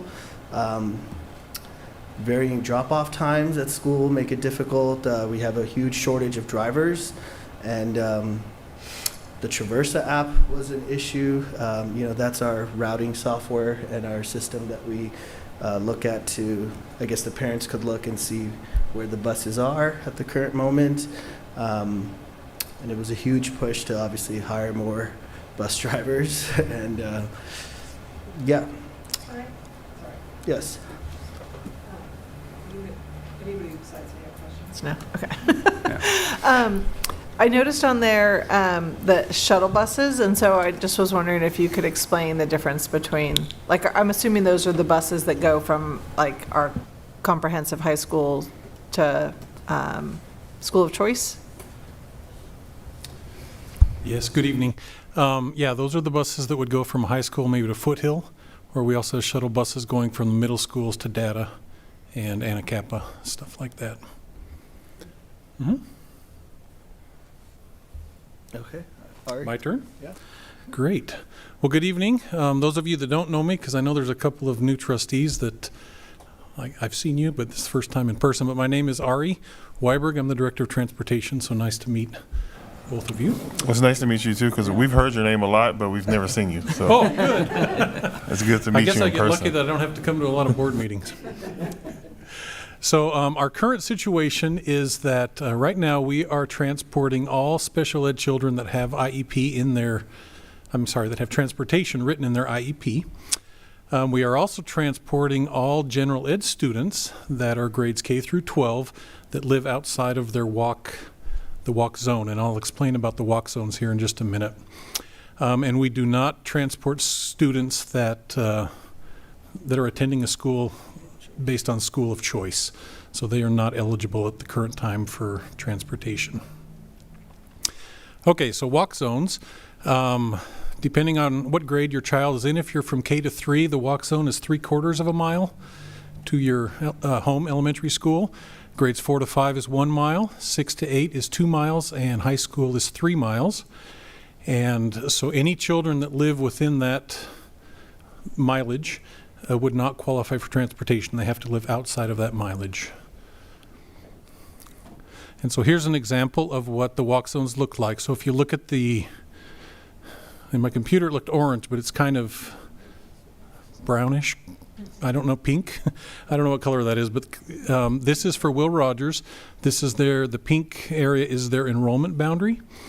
And the black outline there would be 1 mile from the school. So anybody living in the black area that lives in the attendance area would not qualify for transportation. So if you look on the left-hand side of the screen, there's a whole bunch of green pins. And so those kids that live in the avenue that attend Will Rogers, we do transport them into Will Rogers. So that's kind of about the walking zone. Does that make sense? Any questions about that? Perfect. Okay, so currently we have 12 general ed routes, 16 special ed routes. We've created 3 little white van routes for drivers that don't have their school bus certificate yet. And for our regular ed transportation, TK through 6, we are transporting 770 students out of about 3,300. So there's a lot of students with this new bill that are now eligible for transportation that we are currently not transporting. And then special ed transportation, of course, we're transporting all of them, which is 128. In our grades 7 through 12, children that are qualified as low income or unduplicated, we're transporting 734 out of about 2,800. And again, all of special ed transportation. So there's a lot more children that are eligible now for transportation because of this new bill. Okay, in our current staff, we have about 31, well, I do have 31 active drivers and 2 drivers that are in training. We have some transportation assistants and the rest on there. At the bottom, of course, we got 5 bus driver vacancies. We can't ever seem to catch up, and we're always trying to hire more and more, and people quit and stuff happens. So we've always been short for a long time, but that's kind of our current situation. Okay, so new priorities. Number 1 priority, still special ed students. So that's a new priority for next school year. The general ed students, TK through 6. In 7th through 12th grade, anybody that's low income qualifies now. And the 4th priority would be those students that live outside of their walking zone that are not qualified as low income. They would be the 4th priority. And then school of choice still do not qualify for transportation, or if they live outside of the district, they do not qualify either. I have a question. So if they're school of choice but low income, do they still qualify to go on the bus? No school of choice qualify. So school of choice excludes them, Correct. Even if they're low income? Correct. If they attend their home school, then yes, they would qualify if they were low income, but not if they're attending a different school. Can I ask about that? Because when you say school of choice doesn't qualify, but we do shuttle kids, right? So that was part of my original question. So there seems a disconnect there in the way that we describe that. It seems as if, sometimes school of choice, people are picking it because they feel their kid's going to get a better education, and then it's like, if a low-income student wants to get a better education, they got to find their own. They got to find their own ride. Correct. So two different questions there that I'll answer. This one first. That we do have a few exceptions to the school of choice, such as data. This, I don't know when that happened, many years ago before I got here. So that kind of got grandfathered in. And the TWI kids going to Anacapa, that got grandfathered in, and also getting kids to Foothill. So there is a few exceptions to that, but mostly if your home school is Ventura and you decide to go to Buena, you would not qualify. Yeah. So what sorry, creates the? Can I just? Oh yeah. That started for data, especially during the MSAP grant when there was funding for that. So that was part of the reason that I wanted to highlight that, because I do think that's an inconsistency in our policy and something that we should be looking at. Yeah, I was ditto. And then to answer Trustee Peterson's question, if you can imagine, we have the 27 schools, and if your child, maybe you live in the Mound School District, which is on that end, and you want to go to Sunset, and you qualify as low income, it would be really difficult for us to send a bus all over the whole district. We barely have time now to get to the schools in time because of the bell times and the lack of drivers, so it would just make it almost impossible to get kids all over the whole district. Have similar boundaries in terms of the walk to school distances. Is that fairly standard, or is that set by ed code? As far as I know, it's not ed code, and I've looked at many other transportation plans as we were coming up with this, and some districts have bigger walk distances than we do. I saw for the high school, one of them was 6 miles, and we're at 3 miles. Some of them have shorter, and some of them don't have it at all, but they don't offer transportation, general education transportation at all either. So it kind of varies. Ours is kind of pretty much right in the middle, actually. All right, thank you for that response. And since I see we're having some conversations about our own board policies, as the board knows, we are in the process of revising and updating our current board policies. This would be the exact type of conversation we would have as we bring forward those board policies for updates. And perhaps this might be one of those ones that we spend a little bit of time going through, because we do have some legacy, I'm going to say patterns and legacy decision-making that influences what our priorities look like. So if that's something that we would want to spend more time on for that issue, that is our own governance that dictates that process. So thank you. And then Ari, I don't want to cut this part of the conversation short, but I do want to kind of direct ourselves to the purpose of this plan, if we could. Perfect. Okay, so currently we are required to only provide transportation to special ed, and in the future it will be to these other grades that are low income and special ed. Okay, so our transportation plan, what we are proposing that you guys vote on tonight, is that for special ed there's no change. We'll still provide transportation to all students that have special ed in their IEP. I'm sorry, transportation in their IEP. We also are proposing that we're going to have to do a sign-up, a registration for students so that we can prioritize those that are eligible for low income. And so for TK through 6, all kids TK through 6, grades 7 through 12, they're low income, and even students that are not low income but live outside of their walk zone, everybody needs to sign up before June 30th each year, and then we can route them and we can determine, we would route the kids that are low income first, and then when there's room, add the other students that aren't low income. We are proposing that we would not be adding bus stops within the walk zone. And So if a student lives, for instance, Ventura, they have a 3-mile walk zone right now. If they live 2 miles away from Ventura, they may choose to walk a mile out to where our current bus stops are. We'll take them to school instead of walking the 2 miles to school. So we will offer it, but we don't plan on putting bus stops all close to the schools. Yes. Just want to add, so at this point, there's a lot of students that may qualify, but it's kind of gets hard for planning purposes that we don't know what the influx and the impact is going to be to our transportation department until we start receiving those applications to sign up for transportation. So we're going to need to urge and send messaging out to families and parents to, fill out those applications. And our hope is, families that do qualify and have not yet filled out, alternate income household, we'll be able to capture that audience a little bit more and help us to increase our unduplicated percentage count as well.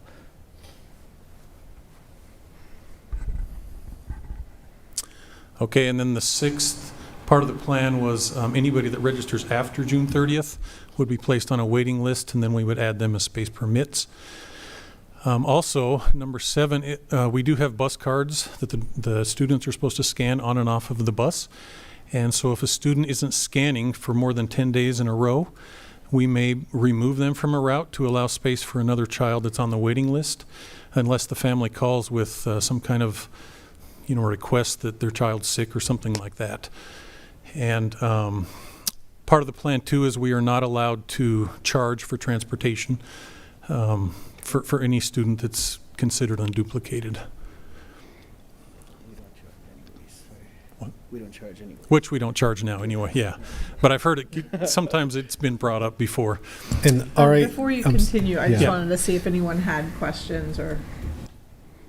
Yeah, you might have answered this, but looking at the unduplicated and that June 30th deadline, that's kind of concerning. Being in education, those families tend to not are aware of these kind of deadlines, and so when they get to school, they expect they say, well, how come my son doesn't have a bus route?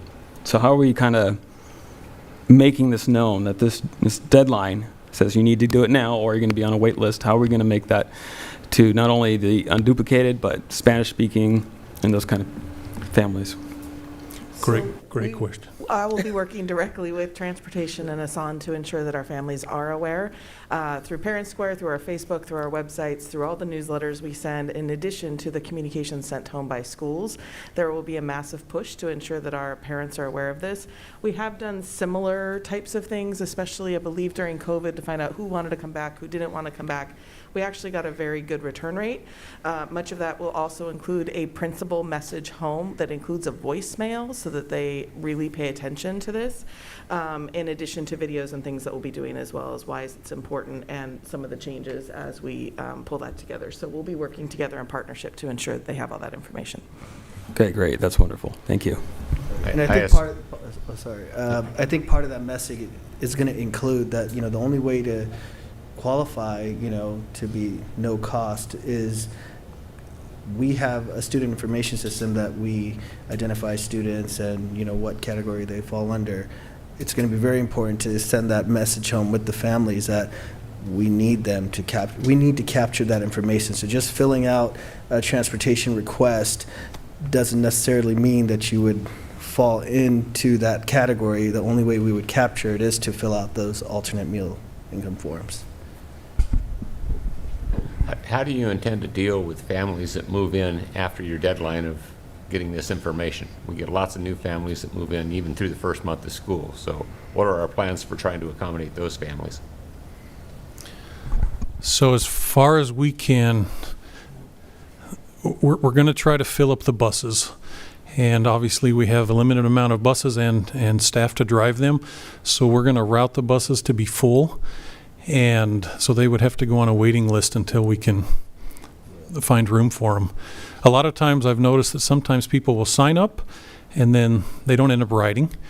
And so I'm hoping this 10-day thing will be able to weed out some of the kids that aren't going to ride, and then we'll be able to add those other ones that are on the waiting list, and then we would prioritize if they were low income over the kids that are not considered low income. So what I see from this plan is we are now required to offer transportation to general ed students that are not, as well, we're not allowed, I can't even talk. We're not required to do that now, but we will be in August. Thank you. So with both of my trustees, fellow trustees, I have the exact same concerns that were shared. And so I just hope that this is I understand we have to have plans. We have a lot of plans in the last couple of years. But I just do hope that we are nimble and are able to adjust, because as we are all aware, we're in decline in enrollment, and this very well may be that key to that family to help welcome them into our schools. So more of a statement. And again, we have some work to do on our own policies. I don't know who's on that committee. Maybe I am, but we'll look into that. But number 4, looking at just the current routes. So it said, I did the math. So for their TK regular ed transportation, we're looking at about 23% we're serving of students that actually qualify currently. And then for the unduplicated 7 to 12, we have about 26%. Thank you, Marianne. So is there some work in ensuring that we are providing outreach? Because it's 100%, right, with people who have it in their IEPs, with our special education groups. What are we doing for this piece? Or is this kind of an area that we're going to be working on as well in the plan? Mm-hmm.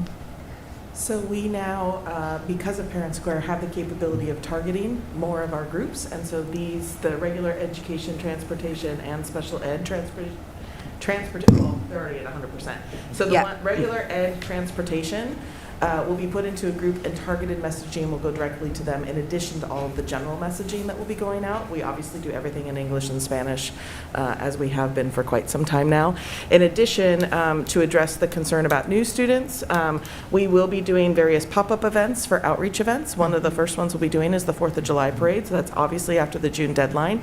So I'll be working with transportation and business services to ensure we have a transportation flyer that explains what's happening. You may still have room on a bus, depending on which route it is, but it also might be a wait list. So that'll be important for us, and hopefully we can employ one of our transportation employees to be at that fair as well to be able to answer those questions.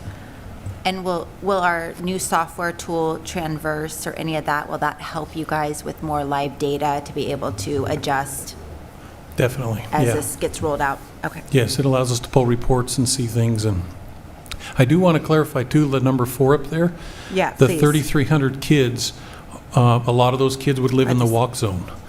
So they're not even right now eligible, all of them. So that's why you see that big number. At our current board policies, it would never be 100% because a lot of them are low-income kids that live in the walk zone. Ari, thank you for clarifying that. I think that's a really important point, which then comes back to the importance of our own board policies. Okay. So that number can shrink or expand based on the guidance that you give staff via those policies. So that dovetails nicely with the question I was going to ask, which is, we're going to begin to advertise this. I mean, the plan has to be submitted at the beginning of next month. We're in the process of updating our policies. So should the board choose to change our policy around transportation, how would that then impact your plan that's already been submitted? So the plan is, it's just a plan. We could bring it back to matter of fact, this plan has to be updated annually anyways, but nothing says that we can't bring it forward prior to and have it adjusted and a board approved. So since I know that our policies are supposed to be coming forward next month, right? Like, I just want to make sure we're not putting all this advertising and outreach out there and then maybe changing our message later, right? So just something to think about. Since the deadline is not till June 30th, and given how Ventura tends to respond to emails, we probably won't be doing that in the next month because there's quite a few other pieces of information, including summer school and current enrollment, that we really need to get the message out. So that's going to be postponed anyway for just a bit. And I think we will still get close to a good amount of folks that will respond. There will be the onesies and twosies that say they never heard about it, but we will have quite a comprehensive plan that we can rest back on and say, well, we sent all of these. So minus a pigeon carrier, we should be good to go. Just real quick. With the students with the IEP, it's not all SPED students, it's all SPED students with that, in the IEP. And so, do we know how many students, this is going to be a random question, I don't think anybody has it. Do you know how many students that we service with that transportation? I'm totally going to put you on the spot. Do you mean special education students who do not have transportation as part of their IEP? Essentially, yeah, I kind of want to get a better idea of how. I have kind of an idea there. I think there's about 800 students in the district that are in the special ed program, and we transport roughly, 210 of them, or whatever that is. So there's about 600 or so that are not, it's not in their IEP. And they may be unduplicated and they may not. Maybe in the box on Yeah, Trustee Callahan, thank you for making that point. I'm just going to make it in with the microphone. The other, exactly as Trustee Callahan was saying, often, but not always, some of our special education students would then qualify as an unduplicated student, even if that service was not designated as a designated service in their IEP. Thank you.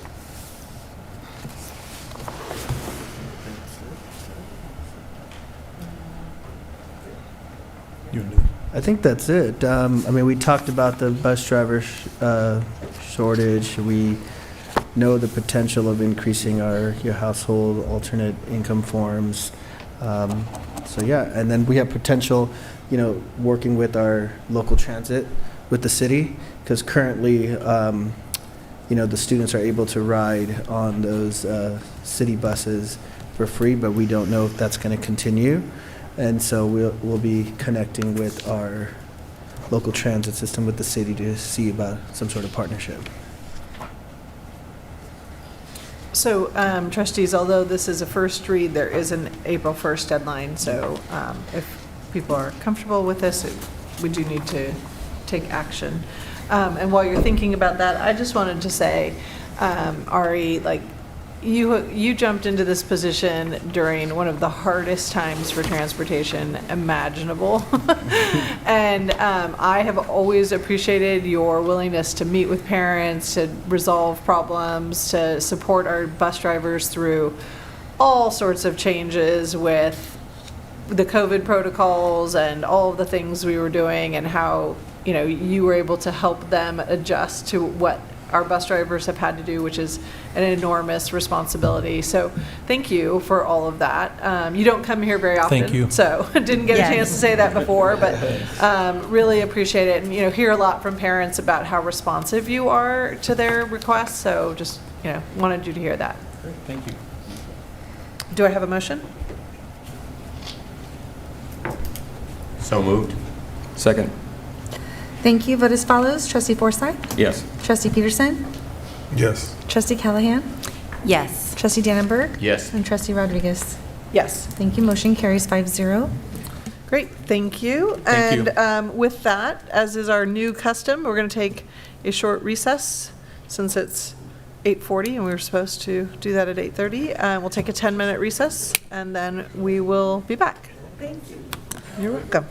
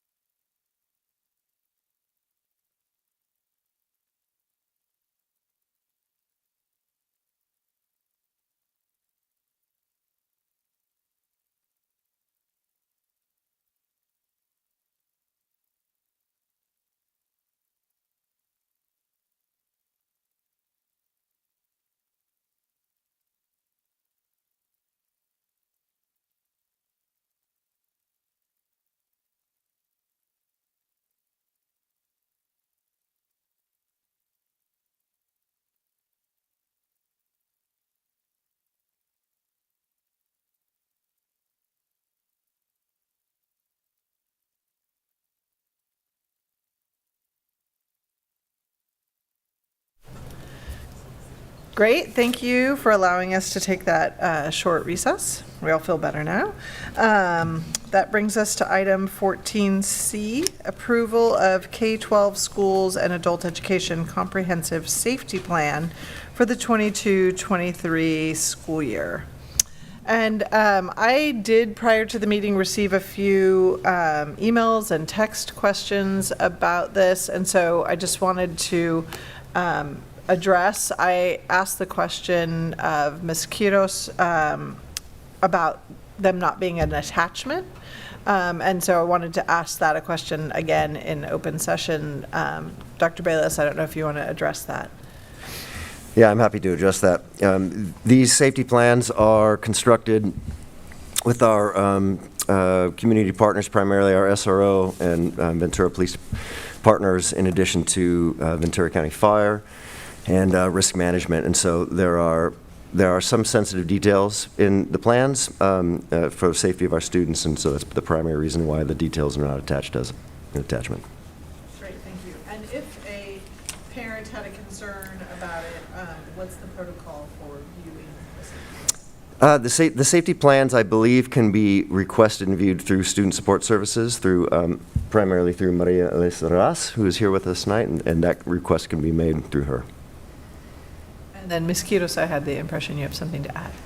I believe each school site also has a copy of their school safety plans. They can go in and take a look at them. However, they cannot make copies or take photos with their cell phones. Yeah. Thank you. And again, I just want to make sure the public understands that it's not in any interest of ours to keep things from the public discussion, but obviously student safety and staff safety is the most important thing, and the reason we do these plans, and that is why they are not available publicly as a link or anywhere else on our website. So with that, we have already reviewed these. Does anyone have any other questions? Or do I have a motion? Move to approve.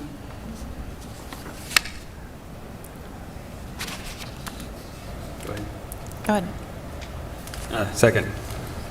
Thank you. Vote as follows. Trustee Forsythe? Yes. Trustee Peterson? Yes. Trustee Callahan? Yes. Trustee Dannenberg? Yes. And Trustee Rodriguez? Yes. Thank you. Motion carries 5-0. And item 14D, administrative recommendation for student expulsion. Do I have a motion?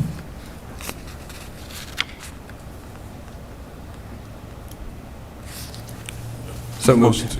Second. Thank you. Vote as follows. Trustee Forsythe? Yes. Trustee Peterson? Yes. Trustee Callahan? Yes. Trustee Dannenberg? Yes. And Trustee Rodriguez? Yes. Thank you. Motion carries 5-0.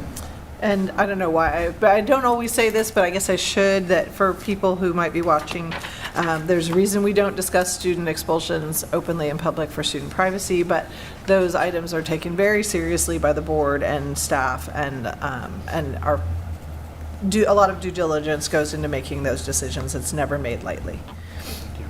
Okay, item 14E was pulled at the beginning of the meeting, so that brings us to 14F. Our resolution extending our authority to hold virtual meetings. Thank you, Trustee Rodriguez. This has become a routine item given that we are meeting so infrequently. So as we continue to meet once a month, we will be bringing this forward in particular, so that way our subcommittees can continue to meet virtually. Also, if the public wasn't watching the last meeting, the board had put in a request for us to continue to examine whether we could be a meeting in hybrid format, so staff is aware of that, and we will continue to build our capacity for that to happen. You know, I was, sorry, were you going to ask a question? My only question is there the option to move this to the consent item, consent calendar item, since it now has become routine in nature, which is what consent is designed for? Yeah, we can explore that. Okay. Yes. Move to approve. Second. Thank you. Vote as follows. Trustee Forsythe? Yes. Trustee Peterson? Yes. Trustee Callahan? Yes. Trustee Dannenberg? Yes. And Trustee Rodriguez? Yes. Thank you. Motion carries 5-0. Great, thank you. That brings us to 14G, consideration to approve the Board of Education Governance Handbook. So you should have received the draft with the edits that were made in our session, oh, here it is, with Luann a couple of weeks ago. Does anyone have any questions or comments? I just want to say it was a great session, and thank you. I know it's a first read, but I would love to move to approve. Second. Thank you. Vote as follows. Trustee Forsythe? Yes. Trustee Peterson? Yes. Trustee Callahan? Yes. Trustee Dannenberg? Yes. And Trustee Rodriguez? Yes. Thank you. Motion carries 5-0. Okay, now the big ticket item. Literally and figuratively, right? So our second interim financial report presentation, Hassan. Hello, good evening, board members. So yes, tonight we will be presenting to you guys. I have myself here, and then I want to first off say special thanks to Miss Anna Campbell and her staff for really putting in the hard work and getting this done. Thank you. So I'll be presenting to you guys tonight, and Anna's my lifeline for questions and comments. And so let's just get right into it. Next slide, please. So tonight's agenda, we'll go over the reporting requirements, get right into the reserves, talk about the enrollment and ADA trends for the district, go talk about revenues and expenditures, go over the ending fund balance, and talk about the MYP. Next slide, please. So per ed code, first Mr. interim, Mirza, just real quickly, what does MYP stand for? multi-year projections. Thank you. For this current year and 2 years out. So per ed code, we must submit to the county 2 financial reports per year. The first interim was presented to you guys in December, and that covered all the expenses from July to October 31st. And now we're presenting to you the second interim, which gives us all the expense information from July to January 31st, so that technically gives us 6 months of expenditures to work with and project out our remaining year. And so really, we're going to be talking about the changes of revenues from first interim to second interim, changes in expenses from first interim to second interim, and what our ending fund balance is now, and our reserve levels. Next slide, please. So right off first off, we're going to be certifying positive for our second interim report. We will be able to meet our current year and our next 2 fiscal years 3% state reserves and the board required minimum reserves. As you could tell, our reserves are at 14 million in 2023. 23-24 will be at 15 million, and 24-25 will be at 14.9, so that'll take our reserve percentage up to about 6%. And please feel free to stop if you have any questions throughout the presentation. Yes. Good timing. I was just going to ask if you could explain for someone in the public, since the legal requirement is a minimum of 3%, but the board directed you during our board study session to increase that. So if you talk a little bit about why. So the legal requirement for us is to carry 3% as a school district at our enrollment level, and that would put us really at about 7 million. And so if we put it into context, 7 million is not enough reserve to cover 1 month of payroll. So it's really critical that, we have some sort of coverage to protect us. And even 14 million, that is really 1 month worth of payroll. That's still not enough to really, if the economy turns into an economic downfall, you really only have coverage for 1 month worth of reserves. So it's financially responsible of us to raise the reserves so we have more than just 1 month. You could only, the state limits us to only carry a maximum of 10%. So that's the highest we can go, but that's what our limitations is, and that's what we would hope to aspire to get to. And in our case, that's about 2 months worth of payroll, if we went to 10%. Yes. Can you just also kind of explain some of the history of why this is important to us, like with deferrals? So yes, so in the history, just recently due to COVID, so main pot of our money is our LCFF local control funding formula, and the state has triggers in its own. measures to protect and meet their own budgets. So what they can do is allocate the funding towards us for the fiscal year, but pretty much what that means is, hey, we're telling you you're going to get, say, $1 million, but then they don't give it to us. And then they don't give it to us for several months at a time, and that puts us at a position where, we are budgeting to expect that cash to come in at a certain time, and if we can't, it puts us at a really tight spot to be able to meet our bills every month. Yeah, sorry. So when you mean by economic downturn, is this something like catastrophic? I mean, that's what you're really referring to, like 2008 or the Great Depression. It could be, no, not necessarily catastrophic, but any type of changes in the economy where it would trigger the state to, hold back funds that they planned on giving to us. Like banks failing. Yeah, you don't need that. It kind of hopefully not. Hopefully not. We're talking about that. No, I appreciate that, and I just want to kind of paint the picture of with recent things that are happening, why it's so important to have that 6% or more. At the same time, it is a hard thing because you look at that $7 million, you say, man, that could buy a lot of stuff for our kids, a lot of services. So to be economic stewards, I think that's an important thing, is that we really put that in perspective and say we need to protect this district.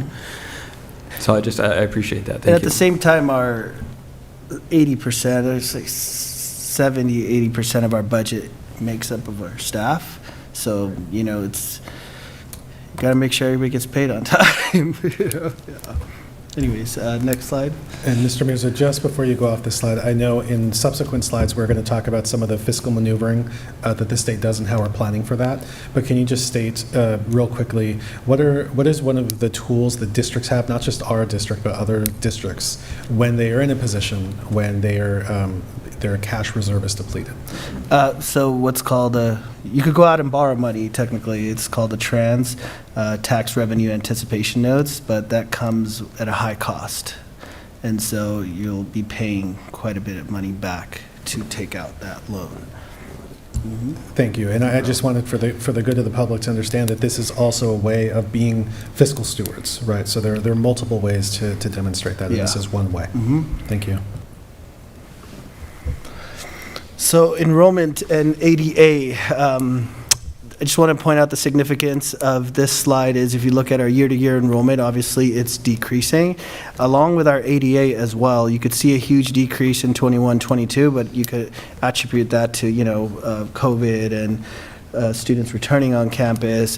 Historically throughout California now, there's been a huge decline in enrollment along with a decline in ADA.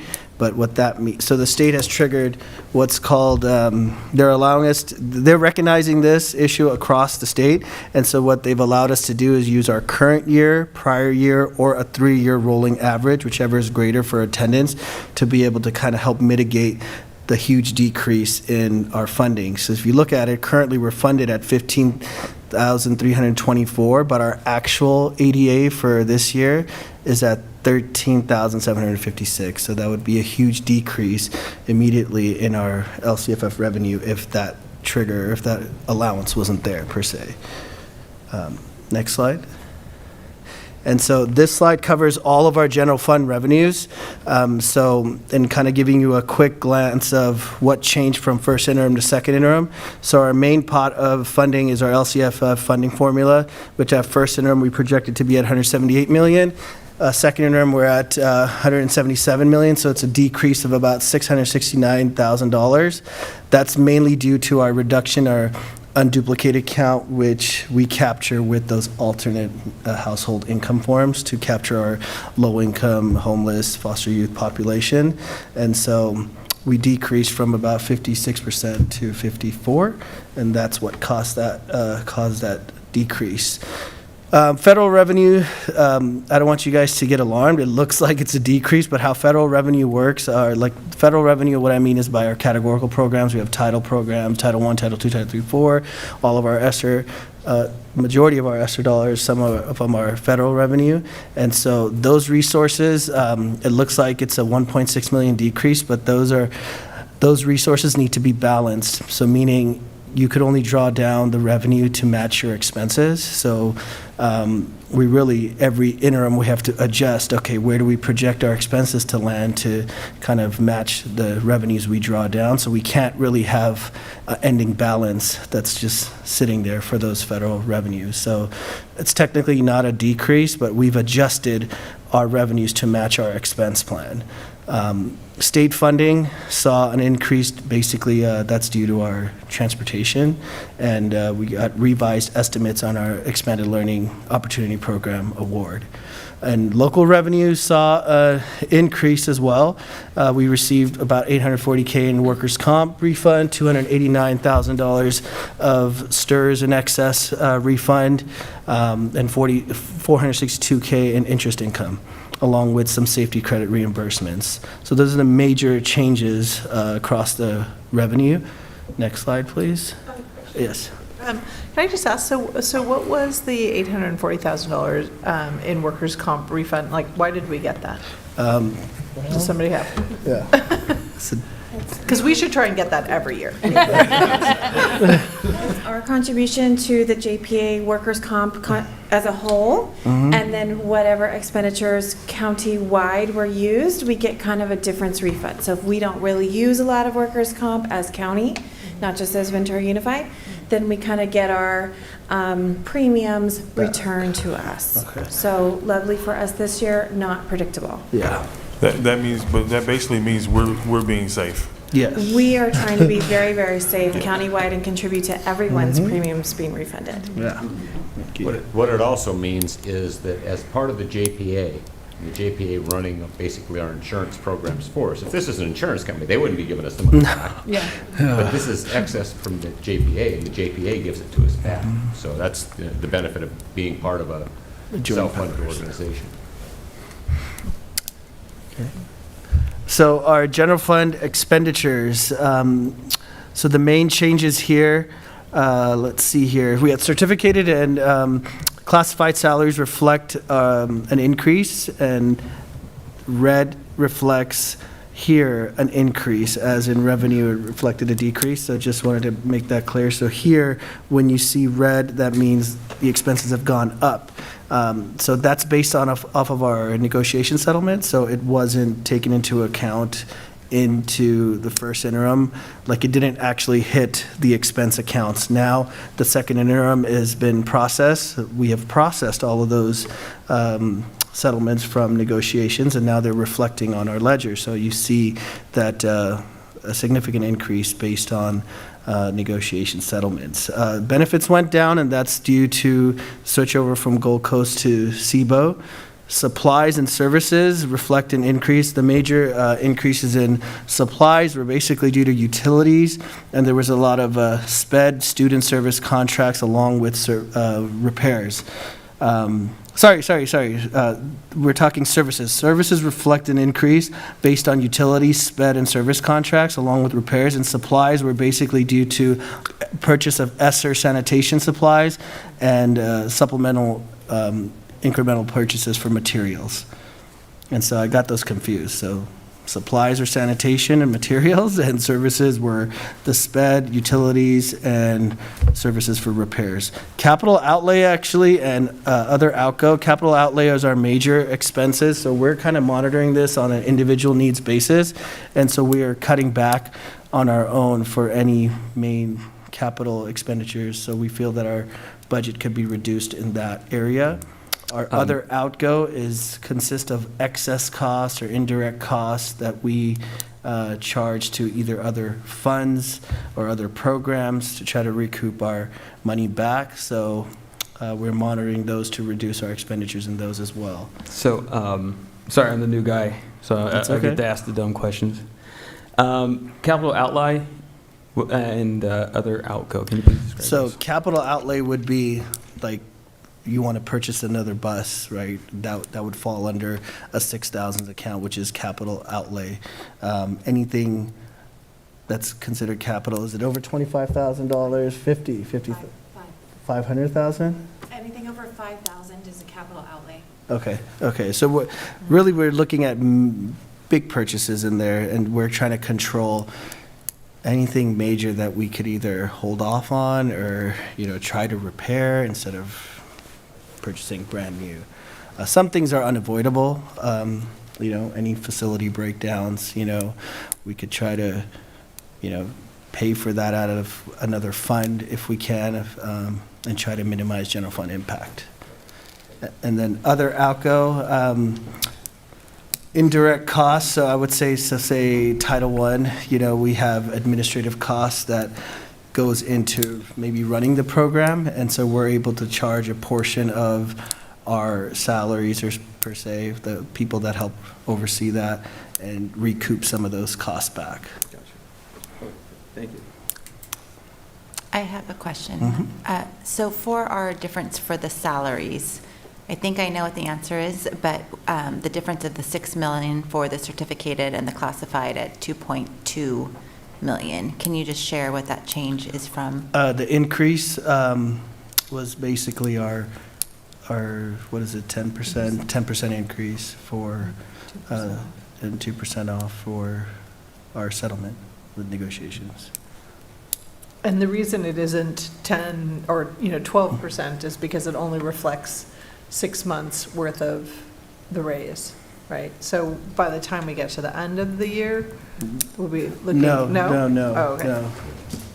It's not going to work out perfectly to show you a change of 10% because that's not the only groups that are in there. There are unbargained groups, there are substitute teachers, there's all kinds of sub-bus drivers who are not eligible for the raise. And so you're not going to see a perfect 10% raise there. But this includes everything, including the back pay to July 1. Okay. The retro, yes. So we won't see it again. Right, this is No. it. Okay. And then, Well, okay. one more question. So also, it looks like the services, sorry, I think this was my question. I lost my train of thought. Services, you described it again as? Utilities, that's what, gas, Utilities, water, but electric. there's also the other bucket around facilities. Was that services? SPED is one of the main reasons our services went up, SPED and student services contracts. Maybe it was along supplies. with repairs. Okay, But maybe it was the repairs. majority of the pot was due to utilities and SPED and student service Okay, contracts, so, yes. So is any of that with the repairs something that can be refunded through if it was before March 2020 or something that we're going to be looking at? It depends on what was done for repairs, but Okay. once, we'll start analyzing that once we issue the bonds in the market, and once we technically start to receive that money, we'll be going through our general fund and looking at all the expenses that have been incurred over the years and see what qualifies as an authorized expenditure, because we would have to prove that out to the committee as well. Well, I would love to see it on a Friday letter, possibly, or something. It's just to be able to see what those are. Because once this is done and we approve it, right, those dollars are gone. We can't really take them back and reappropriate them. These dollars are Not gone, but they're kind of accounted for. I would say to you that this is a budget, and budgets change constantly. Okay. Tomorrow, this is going to be, if you hear me talking, this is a moment in time. Okay. So, if a month from now our priorities change and we have space to make shifts, we can absolutely do so. Okay. It's not that they're necessarily gone yet. Great. Thank you. That's the process. Thank you. And what I also heard you say is that because that list of anything that we're going to try and get reimbursed for from the bond would go to the committee, that would come to us first. Yes, it has to go through, a process, yeah. And then just. We like to repeat each other. It's okay. Mr. Mirza, between here and the end of the presentation, I know that we're going to be talking about some of the, I'm looking at our final notes, some of the areas just for the board to be aware of, so I know we'll come back to a portion of this conversation. Okay, so next, okay, so this is just a slide that kind of indicates, lets you guys know what went into planning our second interim budget along with the MYP. So you could see we used for the upcoming year 8.13% COLA, and the out year 24-25 3.54%, along with the CalSTRS and CalPERS rates and the unemployment insurance rate. So these are the percentages that we apply to the different either expense or revenue accounts. And this is put out every year by school services and for a planning factor for all CBOs. Next slide. Next slide. Okay, so now going into the budget is broken into two separate pots. You have the unrestricted and then you have the restricted side. So this is specifically the unrestricted portion of it. Our beginning balance is 19.86 million. Overall, we're receiving $186 million of income. Our expenses are 147 million. Our contributions are 33 million. And just quickly, contributions are programs that do not have enough funding to cover themselves, where the general fund has to cover the remaining of that, of their excess, any additional expenses that they're not able to cover. And so really we're operating at a surplus right now in our unrestricted fund, which is excellent, to about 5.7 million. Next slide. Can you? Yeah. Sorry, just for people who maybe don't follow education funding. So when you say the contribution of 33 million, in addition to special education, are there other programs that we're? Yeah, so 7 million of this 33 million is our routine maintenance account, which we're required to match 3% of all of our general fund expenditures to maintenance, and so that equates to about 7 million. The remaining of that is all under special education. So those are the expenditures for for supporting our special education students beyond what we receive from the state and Beyond, federal yeah, these are covering costs beyond what we're funded for. Right, thank you. And so our ending fund balance, as you saw, we were operating at a surplus of 5.7 million in the previous slide. That adds into our ending fund balance for our unrestricted side. So now it went from 19.8 million to 25 million. That is spread out and broken out into all these different categories. You have 14 million of that 25 as your reserve. You have 1 million into stores. What stores means is your inventory at the warehouse and any prepaid items that we try to get deals with vendors that we work with. And so try either buy in bulk and get deals to try to reduce our overall cost, but mainly it's our inventory at the warehouse. We have site program carryover 400,000, then we have reserve for instructional materials at 3 million. We have a 23-24 health and welfare stabilization. This is for this upcoming year, about a $3 million assignment. And then this current year, we saw an immediate savings for health and welfare, about 2.3 million. That was due to the changeover, correct, from Gold Coast to SIBO. So we've assigned that, and then we have a little bit of assistance there assigned for our declining ADA. Hassan, the $1 million in the warehouse, what type of product is that we're buying? Everything that's in our warehouse, like paper. Like for printing paper or just supplies in general? Supplies in general, yeah. Okay. Markers, crayons, yeah. So just so that, again, like for the average person to be able to understand, so this is, if we look at our sort of surplus in the bank, right, like the money that's in our checking account as we roll forward for the, this is what we know we're going to be spending some of those things on in the coming year. So it's earmarked, although it's sitting there, we know how we're going to be spending it. Yes, it's earmarked for these specific purposes. And so that's where we're saying that we're going to be spending our ending fund balance. And then I'm curious, so the site carryover seems smaller to me than we have traditionally had. Is that intentional? 400,000, I believe that was the same at first interim. correct me if I'm wrong. We have asked them to spend in their current year this year's money on this year's students, and we've also put in place caps on what they can carry. So that's why you're seeing a lower amount. You are absolutely correct. It used to be a very large amount. I think the purpose of the site funds is, the expectation is they should be spending in the current fiscal year the money that's allocated to them. I know there's challenges that arise, but the intention is to have the site leaders spend their allocations fully in that fiscal year. How are those site funds usually determined? Is it the size of school? It's the size of the student population, yeah. Okay, Mhm. thank you. I'll just take this opportunity to add too that we last year moved, or the year before, but it implemented last year, providing additional support via resources per the percentage of unduplicated students as another tiered consideration. And I would also wanted to add too, we would love for this carryover to be less. Like we would, every year that goes forward, we would love that to get lower and lower.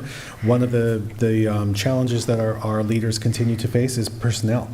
We have dedicated personnel. They've, in their strategic plans, they've determined the people that they need, but getting those people, some of the people we still haven't been able to fill, and some of these assignments we filled in November or January or last month. So those are some of the reasons that it's contributed. It looks like it's high. We would love for it to be a lot lower, and we would love to have the people at the very beginning of the year, and we'll talk a little bit more about that later.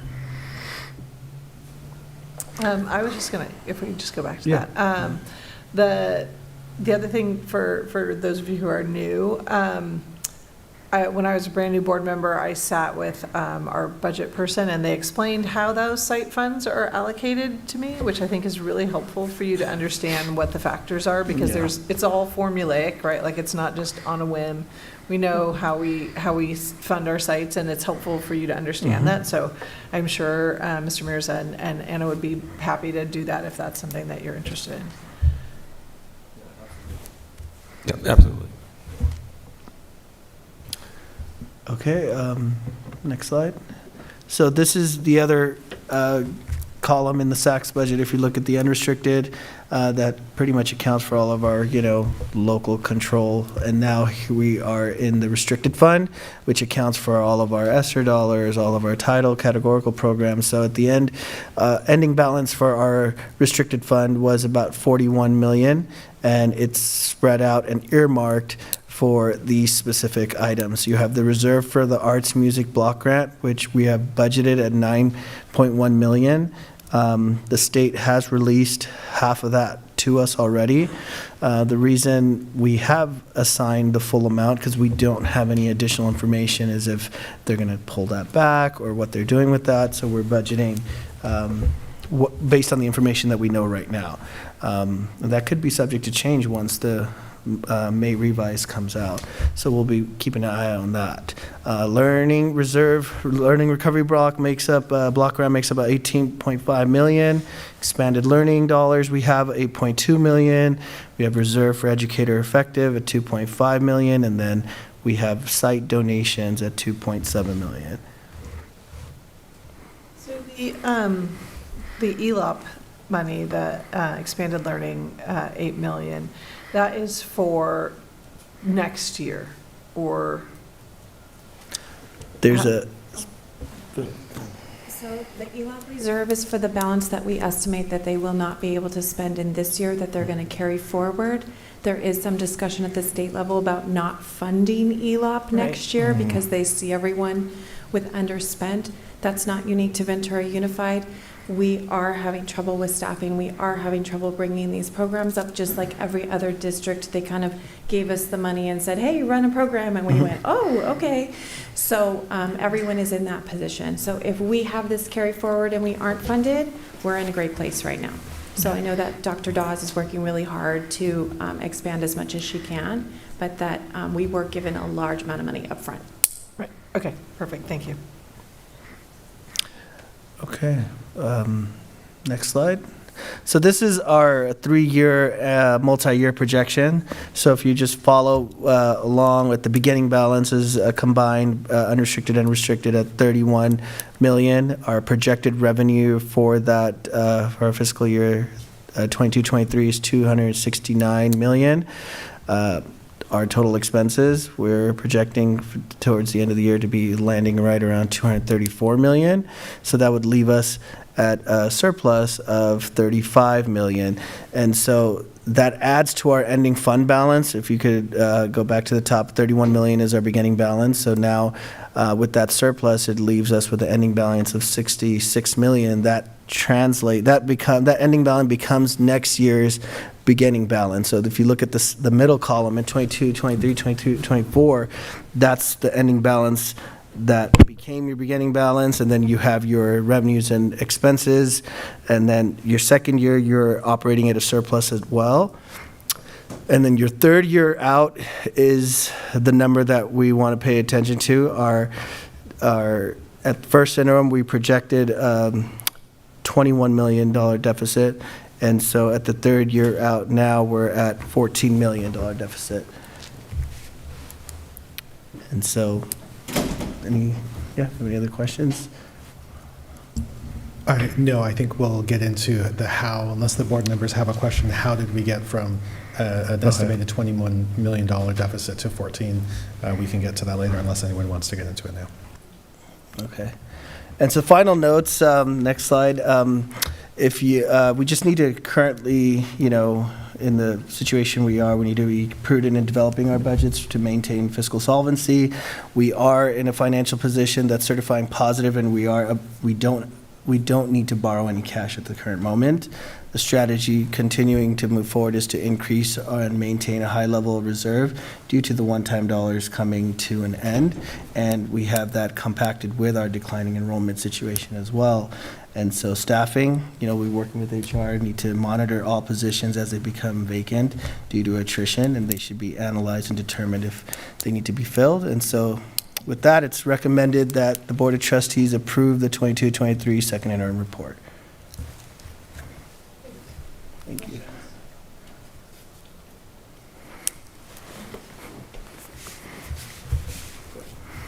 No, go ahead.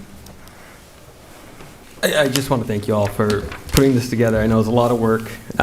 We spent some time doing it as a board.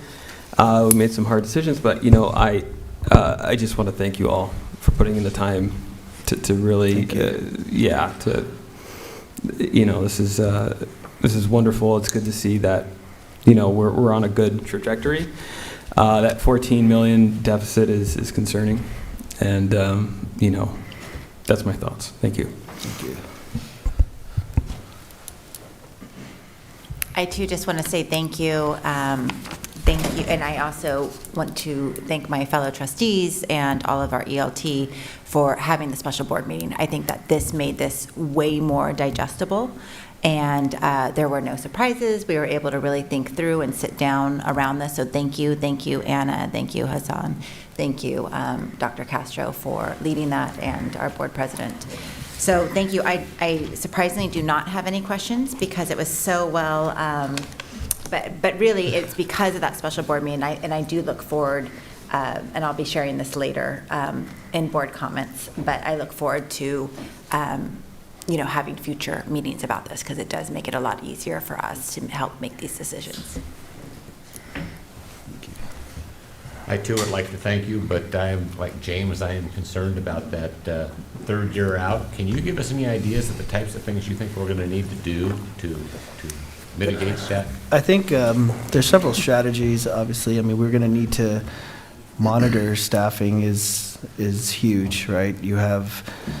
But there's a lot of things that could change from now and then. You're going to monitor enrollment, highlight our signature programs, but really it comes down to position control and monitoring our expenses, and really analyzing positions that people are retiring or, through attrition, to determine if those positions need to be filled or not. Thank you, Hassan. And I'll just take this opportunity to add that as staff, we are also concerned about that negative $14 million third year out number. If you recall, when we met with that board study session, we were looking at between $21 and $22 million. Just for the public's sake, we received notification from the county office that we were operating with strategic deficits, or excuse me, structural deficits. Thank you. And so, in addition to what Hassan's shared, that what position control looks like is a lot of what we'll be talking about in this next board item. But I think in terms of connecting it to this is, we also appreciate the direction that the board gave us as staff. So if we think about where we were 2 months ago around this time and where we are now, let's be thinking about where we are at the end of the year when we have our actual budget going forward. And then, as Hassan and Anna like to say, these budgets they're living documents. So we are aware of it, we're concerned about it, but we also, this is our first big step forward, and then we'll evaluate how this plays out in the district, and then we'll be taking other big steps forward. And information is constantly changing through the state as well. So as COLA projections change for the outcoming years, I mean, everything changes. We just have to closely monitor and observe our budget. I was wondering, could you go back to the yes, thank you, that one. So I do think it's really important to kind of highlight for someone who is looking at this and sees, okay, well, we have, $41 million in our restricted resources that are in addition to our reserves, and why that's important for us as a district, right? Because the truth is that because of declining enrollment, because we have some one-time dollars and we have programs that we know we need to keep in place to support students in their recovery from the COVID shutdowns and to address learning loss, those dollars will allow us to do that in the environment of declining enrollment and budget uncertainty. And so, because I do think sometimes, like, we see it and we have those conversations, but I don't know that the public understands that keeping that 41 million isn't us hoarding money. It is us making sure that the important things that we know we need to do as a district to serve our community's children are being preserved in the face of financial uncertainty. Yes, so those restricted resources these are like programs that dollars are already earmarked and tied to. And so, yes, those are not just monies that we're hoarding at all. Right. Yeah. Thank you, Trustee Rodriguez, for bringing that up too, because something we kind of glossed over, but it is important for us to talk about, is when Hassan said that the state takes different kind of fiscal maneuvers to address their budget. One of the things that we didn't spend a lot of time on in one of our restricted funds is that we're already seeing some of the actions that the state is proposing. They had said that districts would be funded at X amounts, and now there's discussion at the state level that perhaps that's going to be reduced by as much as 50%. It could be less, it could be more. So it's exactly your point that it's incredibly important that we understand how we're going to be funded, when we're going to be funded, and then also be strategic about, at some point, we may know that the state could do something that's unannounced. We're very fortunate that the state right now is in a position where they're signaling a lot of important budget maneuvers, but those of us who've been around in education for some time knows that sometimes there are things that happen very dramatically where it is not signaled. And so I absolutely agree that we are not in any way hoarding this. It will be allocated, it will be used, and it will be used in a way that allows us to continue to offer programs and also to create some sustainability and predictability for an employees. And then my last comment is, so today some of us were on a phone call with Assembly Member Steve Bennett, and we're talking about the Arts and Music and Instructional Materials Block Grant, which the governor has signaled is unlikely to be funded.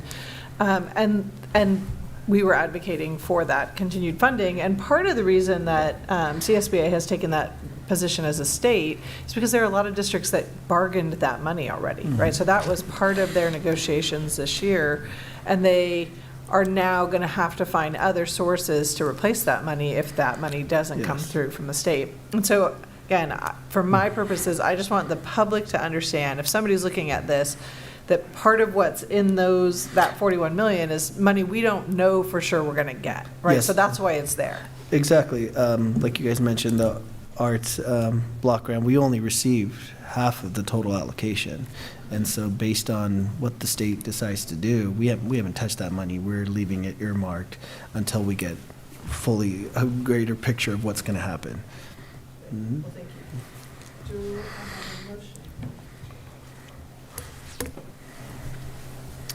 have a motion? I move to approve the second interim budget.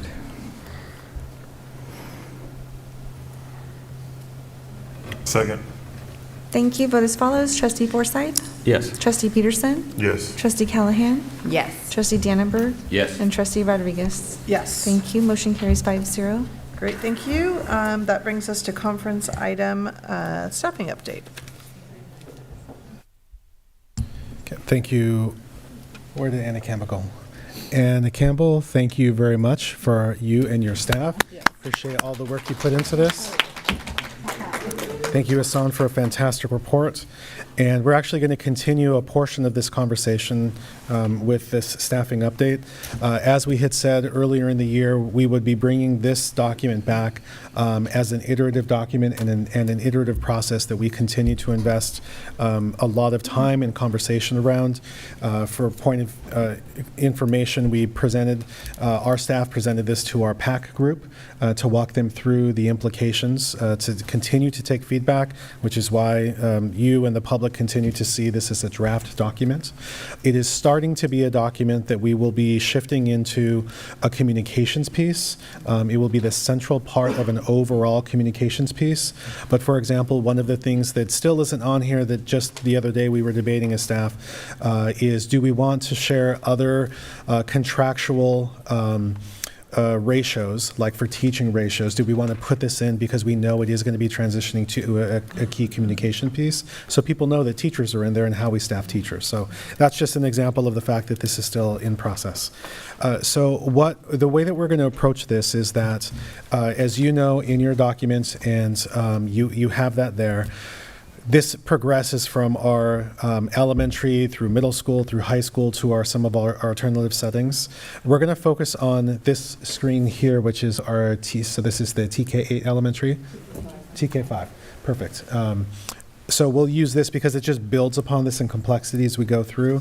But this is really the base of the document as we move forward. So what I'm going to ask Andrea to do is to talk about since the last time the board was together and we brought this document forward, what has transpired in our classified staffing since the last time we were together?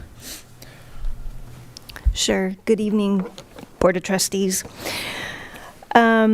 So we have done some deeper diving and fine-tuning of the classified base staffing throughout this document. And so office manager, the school administrative assistant at our elementary schools and secondary schools have remained unchanged. At our elementary schools, the clerical support, we discovered that we had office assistants at some of our elementary schools. We had an ESSA, an elementary school service assistant, at each of our elementary schools, and then we have a handful of library technicians, which are site-funded positions. Our ESSA job description currently encompasses it's like a jack of all trades. It can help in the health office, it can help in the library, it can help in the front office, it can assist the principal. So it's a very wide job description covering the duties that an office assistant does and a library tech. And so we are looking, number one, to establish hours per day at each site based on student enrollment. So you'll see that there on the right-hand column. As well as we're looking at reclassifying the clerical support positions at our elementary sites to be ESSAs. That way we have one classification that can do a variety of clerical duties to support our elementary sites. It allows a lot more flexibility, and in the end, it offers a lot more transfer opportunities to our classified staff. So instead of having 3 different job descriptions and opportunities, we have one broad category with many positions within that category. Health technician, when we compare this base staffing to pre-COVID times, we're actually increasing our hours at all of our elementary schools. So pre-COVID, the regular assigned hours were anywhere from 3 to 5.5 hours per day. Just across the board, kind of a wide variety. And so we're establishing a base or recommending established base of bell to bell. So on the 4 non-banking days, it would be a full 6 hours per day. And then on the banking days, it would be 4 hours per day. I'm sorry, can you describe banking days? I mean, we have them. Yeah, I'm sorry. So 1 day a week, the elementary schools have a half day. And Gina, the banking day, do you want to? Sure, I'd be happy to. So what they do is they extend their instructional time for 4 days a week, and then they bank their preparation time for 1 day a week. So students go longer. Some of our schools have a Wednesday banking day, and some of our schools have a Friday banking day. So if it's a Friday banking day, they go longer during the day, instructionally Monday through Thursday, and then the shorter day is an accumulation of the preparation time so that our staffs, our classroom staffs have an opportunity to prepare lessons for that following week. Okay, gotcha. It's like collaborative, all that kind of stuff. Okay, thank you. Correct, yes. Secondary as well. Okay, nothing has changed as far as the campus support assistants.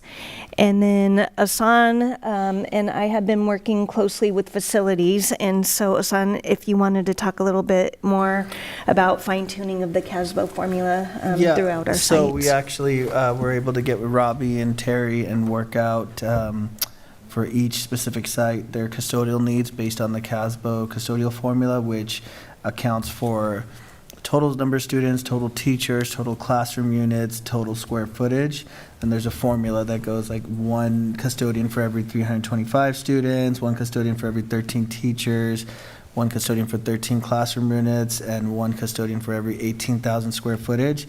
And then it kind of, you sum that all up, you get an average, and it also allows you for a factor based off of, to increase it, but whether you're elementary, middle school, or high school. And so we applied that formula to all of our school sites, and we were able to determine his staffing level based on his current staffing. And so whether a particular site needed more or particular site was overstaffed. And so overall, what we found out, the bigger picture was that the custodial staff was short about 4.9 FTEs. And so what that would translate into with this formula is minimum staffing for that custodial would translate into us increasing their staffing by that. That was the purpose of this exercise, to make sure that we're staffing accordingly based on our needs and the size of our facilities. And if you can just share, I know that we bring our own familiarity to this, but we're also reaching out to kind of comparable districts. Andrea, can you share about our intention to fully staff at the CASBO formula, but then what are some of the other processes that other districts have considered during leaner fiscal times? Absolutely. So what we have found is that CASBO is still a standard used throughout the state of California, I would say. And many of our neighboring districts do use that CASBO formula as a base. And what some school districts have done, and I've experienced myself working in other districts, is during those leaner budget times, the CASBO formula is a nice base, but it's also a guiding point to help us determine, like, maybe we need to staff at 80% of what CASBO is suggesting, or maybe at the secondary schools we staff at 75%, but 85% at the elementary. So it's just like a nice measuring stick that we can at least use as a base, and then make our decisions from there depending on what our economic situation may be.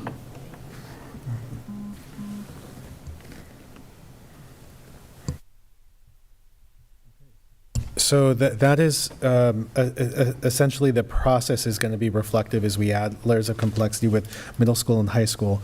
Before we switch to certificated shifts, any additional questions about our classified changes and what some of those processes have looked like? So one of the questions I had, which you've already answered, was kind of how particularly our health tech staffing looks now compared to pre-COVID years. I just, from my frame of reference is when my kids were in elementary school, I remember we had Nurse Mary for 3 hours a day. So that was my frame of reference. So personally, I'm grateful to see that we're able to increase that to ideally be able to provide them benefits. And then also to ensure that when kids are on campus, we have oftentimes it's just an extra set of hands, right, to deal with whatever happens. Somebody, gets hurt, or just there's something that comes up and you need an extra adult on campus who is trained to deal with problems. So I think it's great. Yeah, absolutely. I just wanted to add, so throughout this document, you'll actually see at all of the school levels, pre-COVID, in comparison to pre-COVID, our health tech hours will remain the same or increase. So like you said, it's nice that there's a designated health tech there when the kids are there and an extra set of hands. I also wanted to add too, before we moved on to certificated, that Ms. Wallowitz and I did spend quite a bit of time going over some of these base staffing proposals with Carol Peak. And so we had a really nice conversation with her, an opportunity to talk through some of these ideas, get her feedback. And so just we're very appreciative of Carol's collaboration and her thoughtfulness and just the work of the union alongside with us.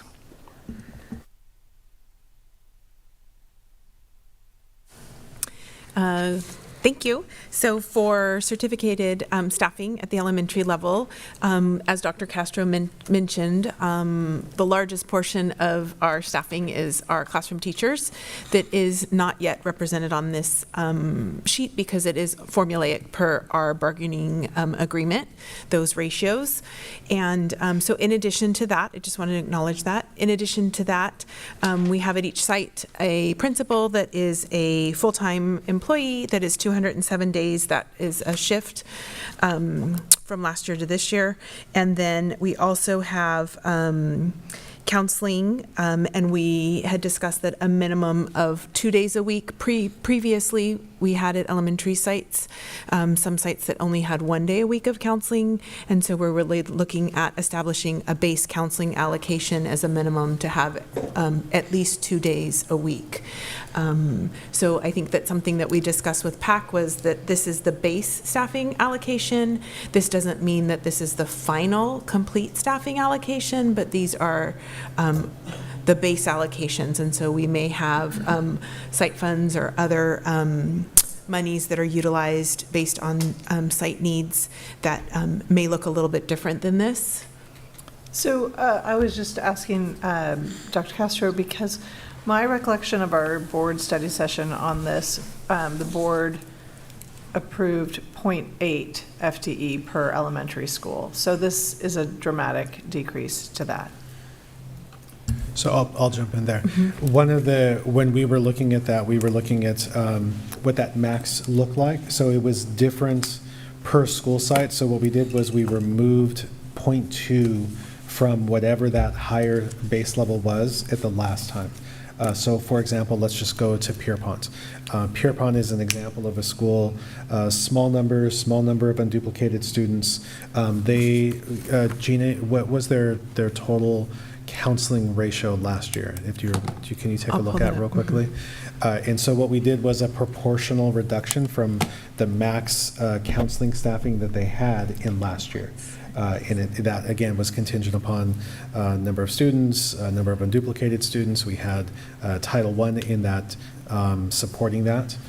So it was already differentiated by those factors. So I know, Gina, I'm trying to buy some time for you. But so just, again, one board member, but my take on that conversation that we had was that the minimum we were setting for an elementary school was 0.8. And that from there, it would go up based on the factors you talked about, Title I, unduplicated. But my takeaway was not that there would be schools with 2 days. Okay. But I could be wrong. No, that's correct. Because we had a conversation about, yeah, it was 0.8 per school. So thank you for buying me some time as I pull the document up. So Pierpont has 0.6 currently, and so a reduction of 0.20 would be 0.4. So we do have a couple of our smaller sites that were at 0.6 that would drop to a 0.4. And the one of the things for the board to consider would be that level of need for bigger schools. So it's just again something to consider. If our intention is to have 4 days a week regardless of school size, then you have a ratio of additional support for certain schools that would exceed the kind of ratio we would use at our middle schools and high schools. So that's just something to think about. As we said, this is a draft. We can continue to chip away at it, but it's also something that it has some really important considerations for just kind of like an equitable use of need. So are you saying that we're average of 0.8 is what you're doing? So you're saying all the elementaries would be an average of 0.8. So if they're a smaller school and they're 0.4, another school might be 1.2? I think the simpler way that we approached it was if for the schools that had a 1.0 allocation, the reduction to see an overall reduction in counseling services was a 0.2 reduction. So if you were a school that had a full-time counselor, then that you would have through base level staffing, right, sources, but that would be, they would have 0.8, which would be 4 days a week, if they previously in the last year had a full day counselor, which was not the case across all of the schools because of the ratios and the ways that we just talked about that. So for a school like Pierpont, for example. So what you're saying is that the cut to each school would be equivalent. Yes. In numbers. Yes. Regardless of size. Well, I was trying to figure out how the direction was interpreted, like for future, because if you said that we said 0.8 and you're like, oh, well, the whole group is 0.8, some might be 0.4, some might be 1.2, but we average 0.8. I didn't understand Then that would definitely be a fault of ours. What it would look like is we wanted to make sure that we had a uniform reduction across the campuses. Not all the campuses had the same level of coverage, and not all of the campuses are funded using the same mechanisms.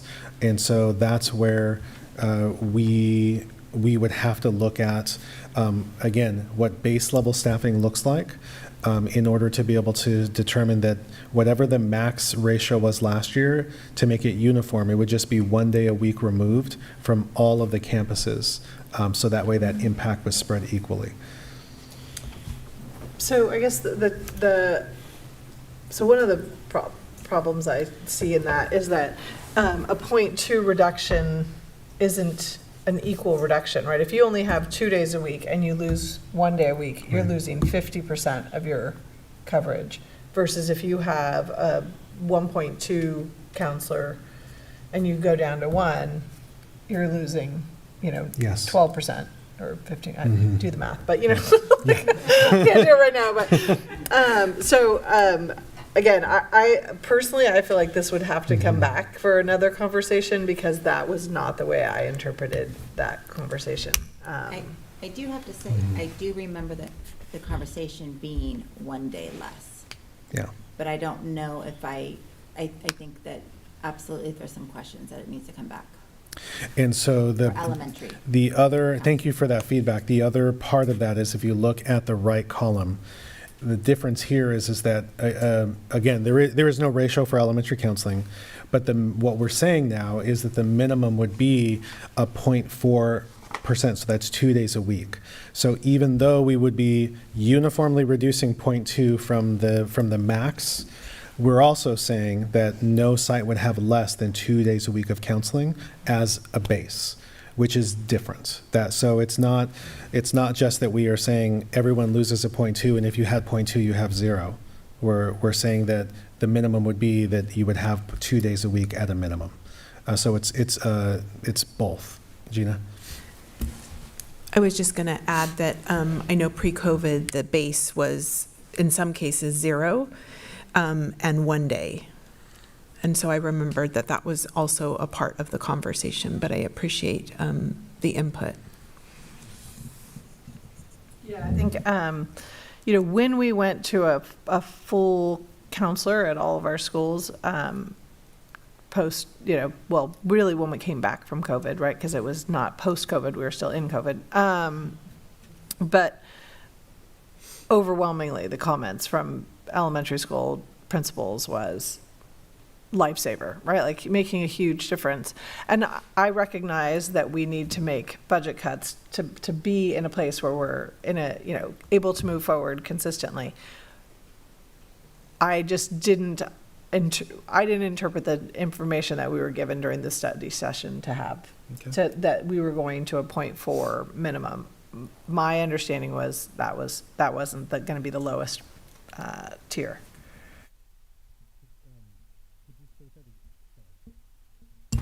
Could you state that again? So if we have a 0.4 minimum, that doesn't mean that it's also a maximum. So if, what you're suggesting is that regardless of the school size, that they would have, so if one school has 400 students, they have 4 days a week. And if a school has 200 students, they would still have 4 days a week. And I think that's the difference, right? We're saying that at a minimum, regardless of the smallest school is still going to have 2 days a week and could have more. And then we would say a larger school, through the base level staffing, would, if they had a full-time counselor last year, they would have a base level staffing of 0.8. But then if they have like unduplicated students or Title I, then we would layer that additional support.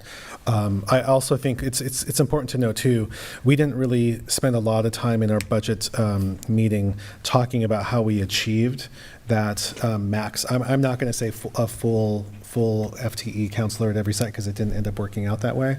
But one of the ways that we achieved that was by braiding funding sources. We can continue to do that. The way that we would go about this now, and we did touch on this during the budget session, is going back to what Mr. Mirza was talking about with these one-time funding allocations. We can continue to move additional supports into that funding source. The next stage of what we're going to do is to analyze all of the extra that we've started to put into those one-time funding sources. That's our next step. But what we can do, I would love to hear it just from other board members too, but that is one thing that we can do. That's one way to approach that. It's a lot simpler than it was the last time we funded elementary counselors. It's a lot funding formula. In that the braiding now would be our base level staffing out of our general funds. So this would be kind of like our unrestricted contribution right now. Okay. And then what we would do, the braiding piece would come out of the restricted funds. So one of those funds that Mr. Mirza talked about during our budget presentation, we would just designate it there because one of the key differences that has changed from our total fiscal orientation from a year and a half ago really comes down to Title I funding. Mm-hmm. If you remember, we had a very significant carry forward of Title I funding, which allowed us to be able to serve our Title I students through those additional allocations in the counseling allocation specifically. We've done a really good job of dedicating staff to those funds. We are going to continue to highly and effectively utilize every cent that we can, which then will not leave that as a funding source to augment the total cost of elementary counseling. So that's a little bit of a difference.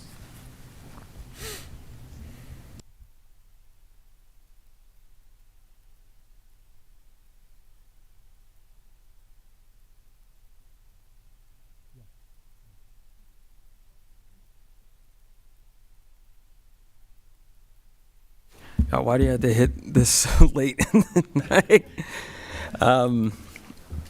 I see what you're saying, the braided. I was also shocked by the 0.4 per site. Say it has a, that's the minimum. Yeah, and then there's that need. Personally, maybe I want to see that number. I want to see what school, is getting how, what are the hours per school? Maybe that would help me understand this more, and also make me feel better that because these counselors, they do work magic. It is something we need. So just personally, maybe seeing that would help ease my concern. That's helpful. If we can also, kind of just thinking about this on the fly, what would be helpful for staff too would be, if we think about 1 day a week per 100 students, if you look at 2 days a week, you would have like a school that's, closer to 200 students, a school that's three days a week would be 300 students, 4 days a week would be 400 students, and then really you start to run out of schools, right? So then it's that extra day that we only have a couple of schools that would exceed that amount. So perhaps maybe thinking of a counseling ratio for elementary like that per number of 100 students, but that still, again, is base level. Like, we're not saying that is all they're going to get. We are saying that if you have a high number of unduplicated students, there's going to be an add. But when we think about, and I don't mean to pick in any way on Pierpont, it's illustrative in terms of its size and also its lack of unduplicated students, that Pierpont in this formula would have at a minimum 2 days a week. Dr. Dannenberg, you're going to say something? Well, yeah, I was going to suggest that you talk about a formula and bring that back to us to look at, because I think that it is very unfair for the larger schools basically to have less than what your smaller schools get. Right. If everybody gets 0.8 as a counselor. So I mean, it's a real tough thing when you're running one of the larger schools and you've got the same support as one of the very small schools. And in this case, when you're using Pierpont as an example, a school with not a big unduplicated population. So it does make a difference. So I think some type of formula as the base would be a good way to go, and you do need to bring that back to us, please. The other thing I think that would be helpful is to understand what some of those other layers are, right? So you've mentioned unduplicated population. Are there others? Is it a percentage of students with an IEP, right? Like, so that we have, because we do hear a lot about some of the behavioral challenges that we're seeing right now. And so having, I think, an idea of okay, so if this is the base, but there are these other three things that add to it, this is what it's more likely to be for a typical school, right? That would be helpful.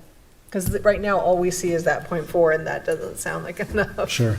No, that's really good feedback. And also another thing to consider too is some of our larger schools or our schools with more unduplicated students actually had in excess of a full-time counselor this year.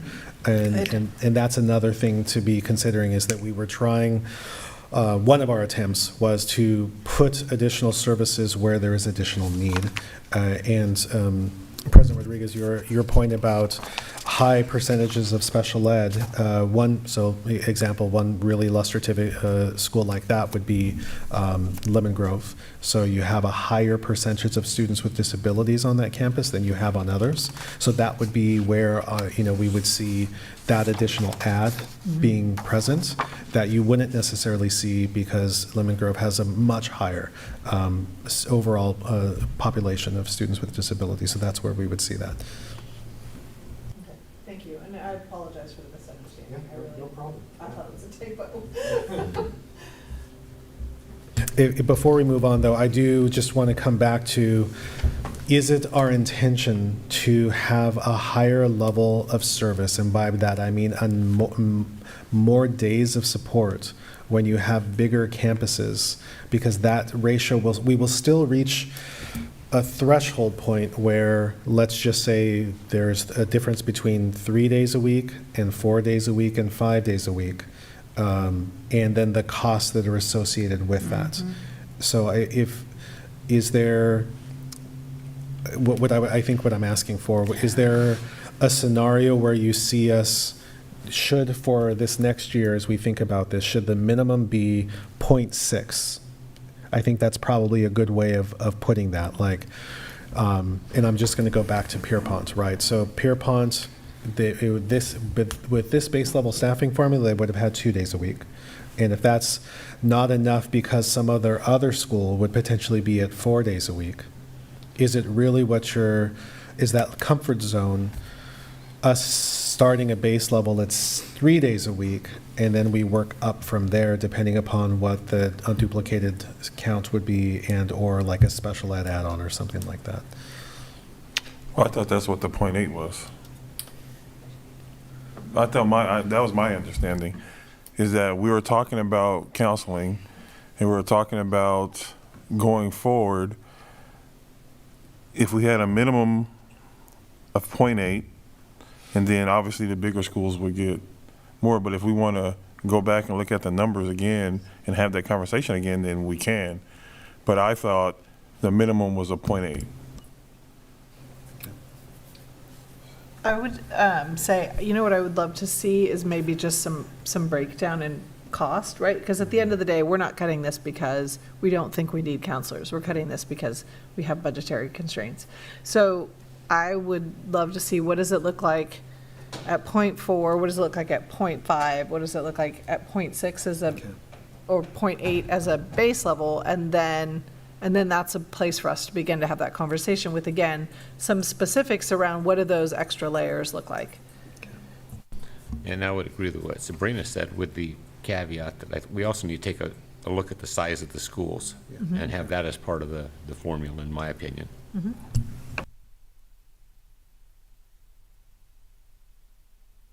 I just need to sit with my thoughts for a second.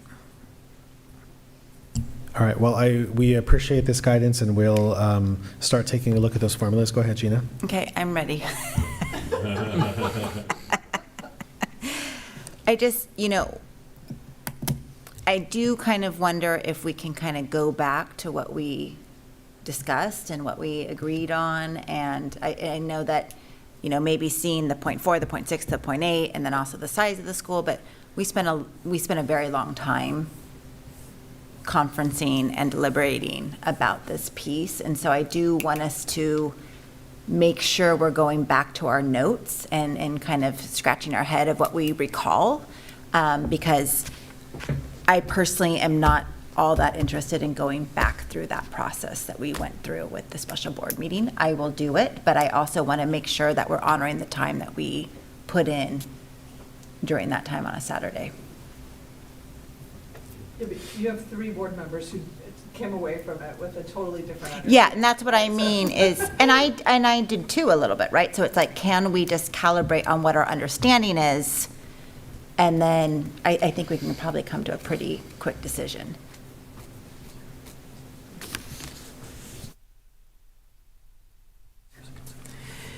Regardless of what the ultimate outcome is of the discussion, I just wanted to be sure the board is also aware of an HR consideration, is that when we have a lot of these partial pieces and they don't match up to be a whole position, that then we have a challenging time in recruiting. So I just wanted to, with the 17 sites and different pieces that don't always fit together, I just wanted that to be brought to your attention as well.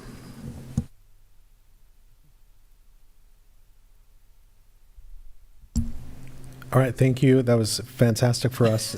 No, I mean, it's really critical because, as we said, this is an iterative process, and we want to get this first step forward right. So thank you.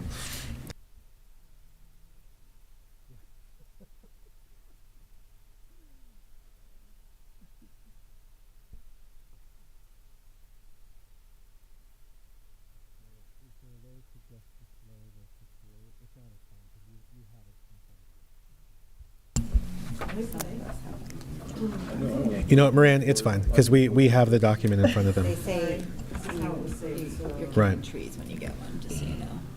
All right, so let's go through the same process, but for middle school.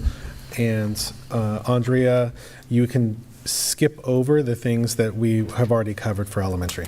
Thank you. Okay, so for the middle schools, really what we would be focusing on is the campus supervisors, as far as changing over what we had previously presented and talked about. And so after just really reflecting on the safety of our school campuses and our students and receiving feedback from all of our principals at the secondary sites, we established a formula, as you will see there, based on student enrollment. And again, reflecting on what staffing was pre-COVID, this is an increase to all of our middle schools. And so we feel that we're in a really good position to move forward with this funding and provide that additional campus supervision to, promote the safety of our kids. Everything else is pretty much in alignment with what we already talked about at the elementary schools for classified staff.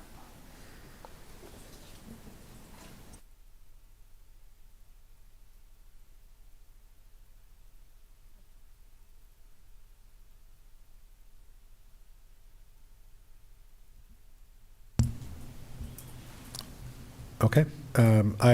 In terms of certificated staff, this is where we get into having ratios. So we had discussed staffing at the ratios per the contract for counseling. And then you'll see the ad for the comprehensive middle schools, the library and media center, teacher librarians, that staffing. I do want to just go back to something that Andrea shared about in the clerical support. One of kind of unofficial processes that we have codified with our principals is the clerical support specifically designated to serve special education processes and functions. This looks like an array of supports for personnel, for special ed personnel, then also includes like scheduling processes as well. Anything, Gina, to add other than what I've added for middle school? Okay. Questions on middle school?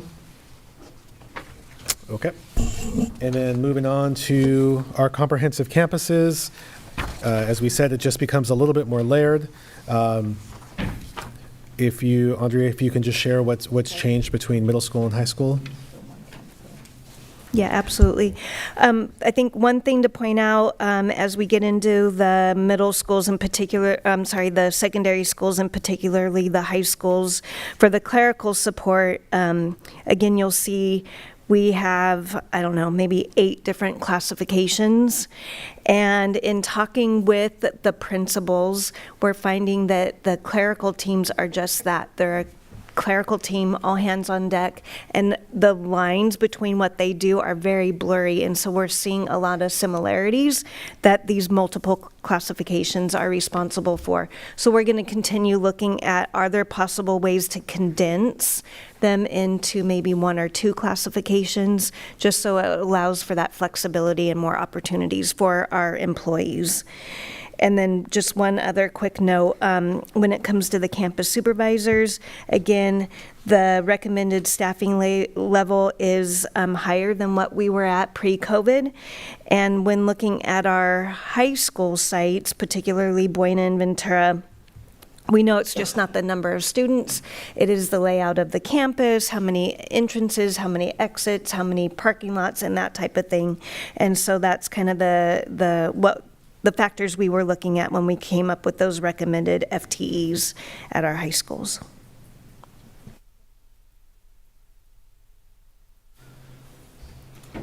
I have one question. Can you remind me the counseling ratio for middle schools, why the number is different from high schools? The high school is consistent for the range. I mean, it's a lot, but the middle school is 520 to 550, if you can just remind me. It's in the collective bargaining agreement. Okay. Enough said. I had a question about the special education clerical support. So it looks like with this model, only Ventura High School would have clerical support for their special education program. Is that accurate? That's not the intent. So under clerical support, we listed, you see that? I was going directly across. So only when you're at 2,100, you get clerical support. So, Oh, no, I'm sorry. Now I get it. So basically, all of those, Get 10 personnel. all of those categories are bunched together into FTEs, and so who would determine Oh, got how it. much of Thank you. each one the site uses? Does the site leader get to say, you know what we see is we really need 5 hours of Got it. clerical support for our special education program, and we're going to cut it from, reception?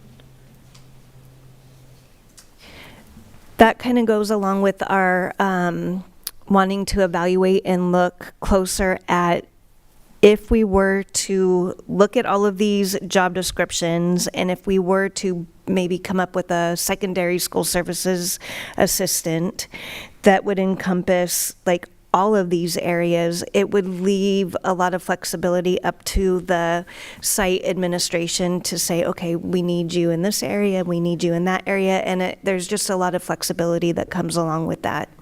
So yes, we would be looking at you're allotted so many FTEs based on student enrollment, and then principal, where are those needs mostly, needed? Essentially, I'll just approach this another way. When we met with, one of the times that we met with principals and we called this out specifically, we said, we need to know who is the dedicated person providing this service. And so that way we can monitor the number of hours and their time that's spent on it. And what does the sped clerical do? And Dr. Bayless, you may be able to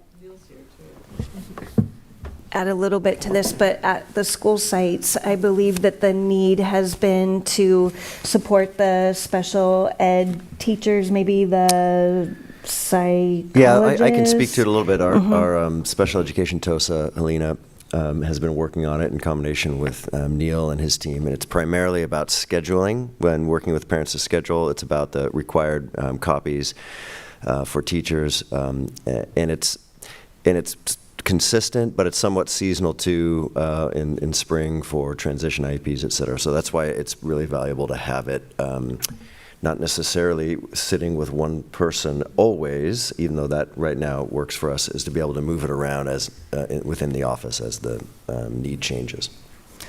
I'm glad you brought that up because, there are certain times of the year where it gets kind of heavy. That's really cool. I don't have that at my school. I'm knee deep in scheduling, and it's the worst thing ever. So that's phenomenal that we have that here. It's wonderful. And I think you touched on it. For instance, Lemon Grove has the highest, like 3% IEPs at that site. And I just want to make sure they have the full support, and they could actually use some of their site funds to bolster that up, right? Like if they had Title I or whatever. Okay.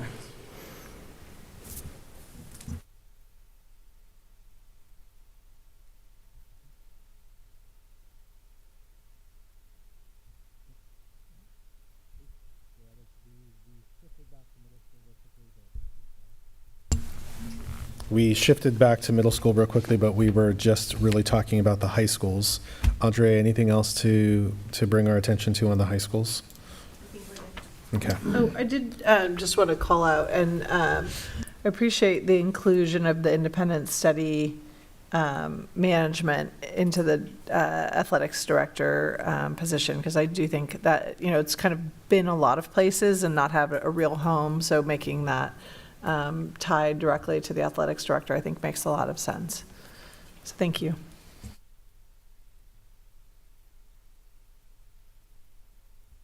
And then after that, we get into some of our more specialized schools. We have Foothill, and then we have our alternative schools.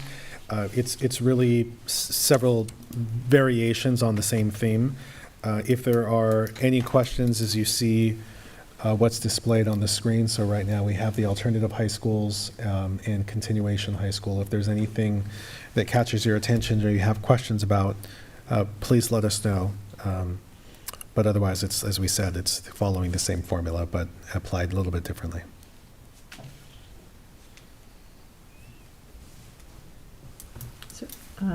So I'll just, again, call out the counselor issue, and one of, in this case, because it's, I'm assuming this is like our independent study high school, so we're talking about El Camino, or is that the other one? Does El Camino fall on the left or on the right? Oh, El Camino's on the left. So by this, we would have a 0.2 counselor, and that's not, that's an academic advisor counselor position, correct? Looking at And independent study. Can you tell me which, you're looking at the alternative high school, middle school, independent. the middle college? Yeah. So, oh, okay, so wait. Yeah, it's El Camino. Okay. And Homestead. And Homestead combined. Combined. Okay. But broken out for clarity. Sorry, I'm trying to read that really far away with my glasses. So now I realize that what I was looking at was the K-8, and so you're saying that the second tier is for the middle school programs, and the first tier is for the El Camino. Yeah. Okay. Thank you. This is good input for us to how it reads when we've Yeah, had it's like very 100 confusing. conversations about it. So this is helpful that so that when it becomes public facing, it is much more digestible. So thank you.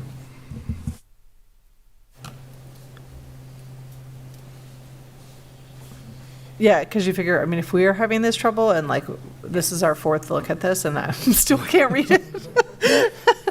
Sorry. We can also request that people look at this document before 10 o'clock at night, too. And maybe in bigger fonts, I'm just going to say. In some color.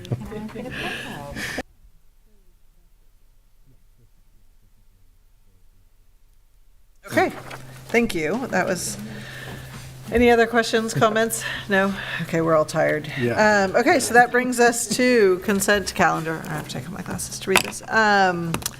Items 17 through 21 are generally considered routine. Oh, wait. Yeah, what? 16A. Oh, the oversight committee. Sorry. This is why I should take off my It'll be distance very glasses. brief. So just between now and April, the superintendent, along with the bond subcommittee, will be convening to review the applications. We received 34 applications, and each of the trustee areas, trustee area 1, we got 4 applications, trustee area 2, 6, 3, we got 8, trustee area 4, we got 11 applications, and trustee area 5, we got 4. So you guys will be reviewing those applications, and each of the parameters that you guys set, like business organizations, senior citizen org, parent guardian, parent teacher, taxpayer, we captured individuals from all of those categories. So that will come to the property committee, or that will The come to each board, individual board member? The board bond subcommittee, yeah. Question is, when is it going to come to us? Before the next April. meeting. Before April, the plan is to have that meeting convened. You guys go through the applications. That committee goes through the applications and brings it to the board for recommendation. Mhm.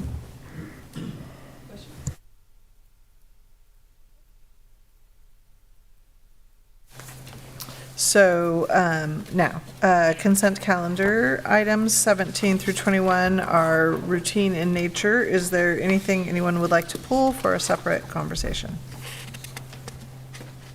No recusals? No recusals. Okay. Do I have a motion? Motion to approve? Second.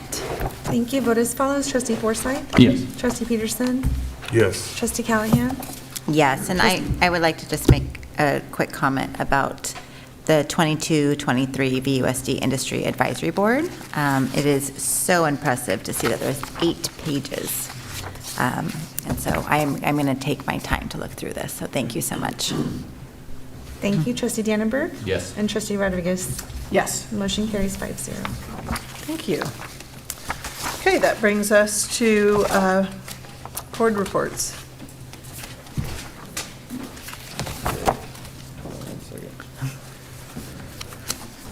Okay, so, board report, sorry. Okay, so I read at the Read Across Ventura event by the Ventura Education Partnership at Will Rogers.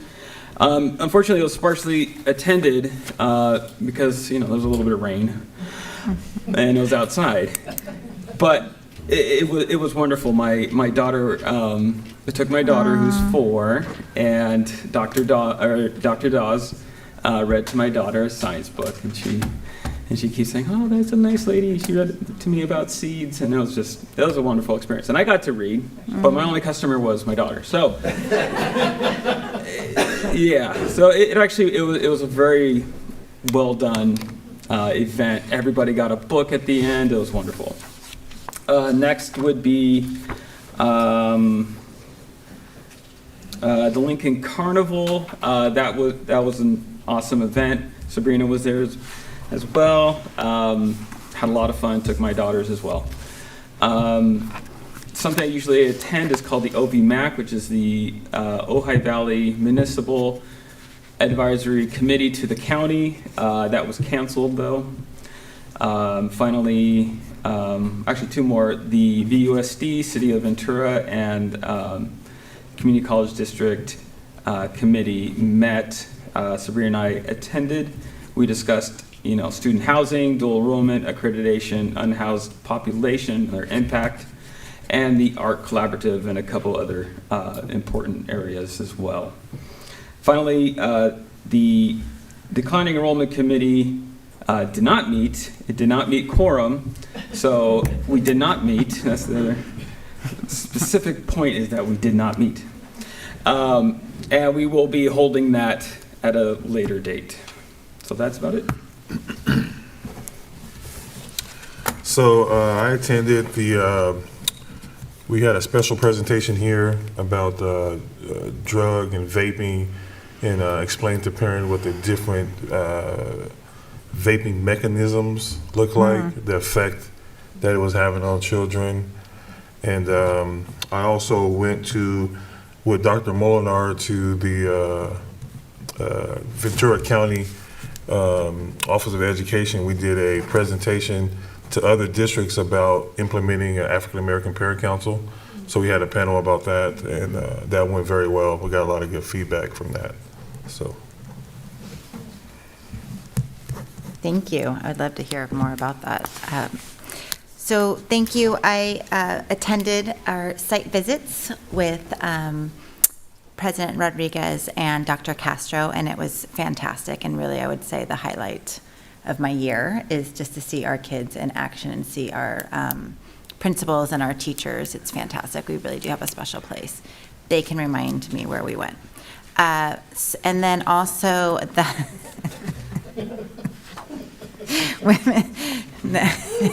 in all seriousness, no, we went to Will Rogers, we went to Loma Vista, talked a lot about gates and fences, no, but we looked at, and then we went to, where did I go? Oh, Buena High School, thank you. Yes, and I really feel like the last time I was there was when I graduated, because of COVID, so. And so the next day, actually, I went back to my Buena High School, and for our playoff game, I had it on my calendar and I was ready to go. And then I laughed because Sabrina said, "Shouldn't you come and support our team?" And I said, "Okay, let me get out my Letterman jacket." And so we went to that. It was fantastic. And I think I need to be doing more of this. I think all of us need to be doing more of this. We have a really neat community, and it just brings the energy back to these long hours. Also on that Saturday, though, I just share this. I was actually there with work, but I went to the AXA Region 16 Women's Leadership Conference, and it was held at the Coconut Grove. They've restored the RFK historic site where he was assassinated at the Ambassador Hotel, as well as the Coconut Grove where Frank Sinatra sang. And so they restored these two historic buildings into this high school, and so they held it there purposefully because Dolores Huerta was their keynote. And the interesting thing to that was not only were these amazing warrior women who spoke and those allies that were there alongside them, but was also Dolores and her passion. And to see Mateo here tonight, and to see that she is 93 years old and still inspires young ones. I did get a hold of her. She happened to be speaking at CSECI. I don't know if we're allowed to call it that. And she came by that day to Ventura High School to see the mural because she had never seen it. So I do want to do something more to connect Mateo, because what he has done and what our community has done is inspiring for this amazing legacy leader.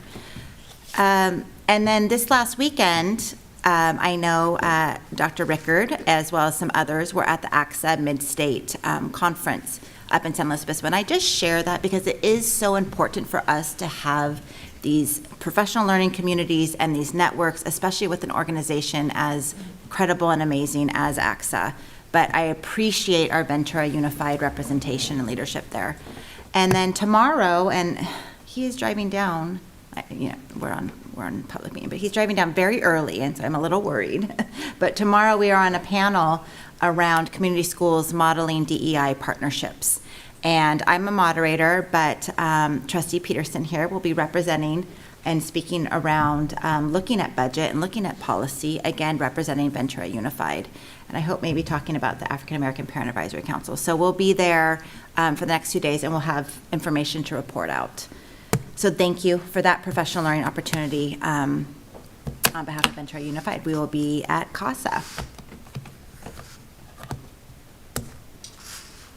Okay, just two quick things. I had the pleasure of attending the Teacher of the Month last month, and there's one coming up this week to remind people that if they could make it. And then Sabrina, Gina, and Greg and I had the pleasure of a meeting with the WASP committee at Buena High School Sunday evening to get them off to, I think, a good start in their review of the school, and looking forward to the report when it comes out. I love that I get to go last because you guys all mentioned things that I didn't put on my list. I'm like, oh, that's right. Yeah, I was at Teacher of the Month, too. Declining enrollment. I forgot about that. I was there. Okay. So I have quite a few things that I wanted to share, and I brought some handouts for you guys. But we did have another session of the Education Workforce Housing planning with CSBA. We've been partnered with an architectural firm that's just been giving us some ideas for what is possible, which has been really great to think about ways that any development that the district does would benefit not just us in terms of workforce housing, but also the broader community in terms of resources that the community could use. And so it's been just, I think both of us have learned so much. There are other things that we'll be looking at, things like funding models and such. And we're getting to the point now where hopefully in the next month or two, we'll be able to bring this conversation to the whole board and have a conversation around these things. But it's been great. Yesterday, I attended the Buena Music Mixer. So the Buena Music Boosters hosted all of the other music boosters from around our district to talk about ways that the music boosters and music programs can better collaborate to support our students, which was great. And the parents had, not surprisingly, lots of questions about Prop 28 and how they're going to get their hands on the funding that's coming for their district, for their site. So that was great to have that conversation. Last week, the Arts Collaborative met, and we selected the artwork that'll be in this year's student art show that'll be at Vida Art Center. The show opens May 25th. So hopefully you'll all be there, and we selected the 6 pieces of art that will be on the posters for the promotional materials. It's great. It's always great to get together with all of our art teachers. Yesterday, I attended a planning meeting for Ventura's Art Walk. They're bringing it back. And the date is expected to be September 9th. And it will include all of downtown and the west side. And so if you're interested in participating in that, I'm there mostly just to make sure that our students have a place in that. But I mean, more voices are always welcome.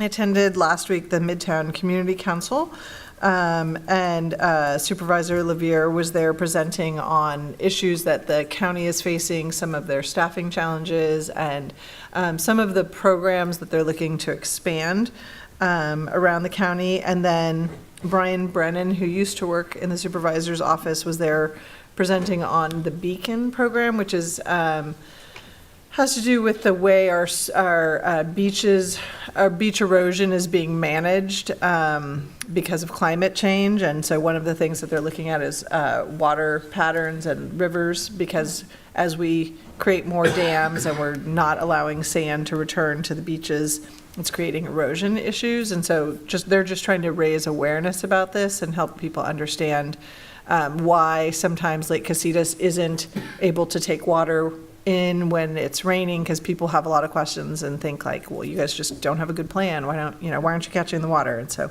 he walked us through that. As James said, we had the city VUSD Ventura College meeting. And I did want to share that one of the things that was interesting, because I think sometimes we think this is just us dealing with this, but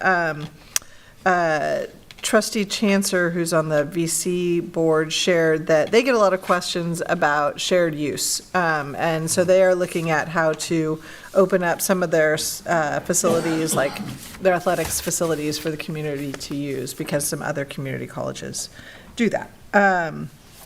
Then last week, I attended the Ventura County Action on Smoking and Health. This is the group that helped ban flavored vapes and other nicotine products in the county. And we were planning some things moving forward. But one of the things I just wanted to share, and I'm going to hand this down, they shared an article that was in a magazine recently where a reporter went to vape shops in Ventura, Oxnard, and Pasadena, all cities that passed flavor bans prior to the state's flavor ban going into effect. And of all the cities, Ventura fared the worst. All of our vape shops sold to all of the people who came in flavored tobacco. So there's a lot of room for us to grow, is the takeaway message. And I'm going to be sharing that with some of our colleagues on council, because they share that there's just really no enforcement of the flavor ban. And we know that that's something that attracts kids to vaping. Almost there. Today, several of us participated in the first series for Legislative Action Week. We met with Assemblymember Bennett, and tomorrow we're meeting with State Senator Limon, and then also with Assemblywoman Jackie Irwin. And if you're interested in seeing the platform that we're sharing with them, I'm happy to share it with you. But basically, it is really this year we're talking about flexibility in funding. We know that we're unlikely to get more funding from the state just because of the fiscal outlook. But so we're looking at flexibility for things like the arts and music and instructional materials block grant and some of the other restricted funding. And then I wanted to share this yesterday. I was at VCOE.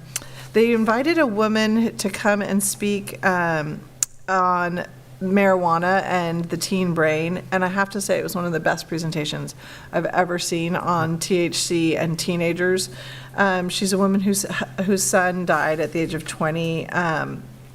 But she has just kind of made it her mission to educate people about what THC levels are like now in products that teens are exposed to, and the research on how that impacts their brains. And so I brought some samples. I'm happy to pass those along and share them with you. And I just want to commend Cesar Morales for bringing, I think honestly, it was like the best presentation I've seen. And she did morning presentations for superintendents and site administrators. I went to that one because I just kind of snuck in. It worked for my schedule. And then she did an afternoon session for teachers and then an evening session for parents. And each of her presentations was slightly different, but really just great material. And then lastly, and this one I really, so I'm going to pass the marijuana stuff down to you guys. The one I really want to make sure and highlight is you should have all received one of these. So this is from the General Plan Advisory Committee with the city. And last week we were talking about land use alternatives. And if you flip through, you'll see highlighted the Ventura Unified District headquarter property. So there was a lot of conversation around this land and what potentially could happen to it moving forward. The current conversation is to redesignate this property as a mixed-use 1 designation, which would mean that it would be suitable for housing, for commercial space like grocery stores or office spacing, and it would have a maximum of 3 stories.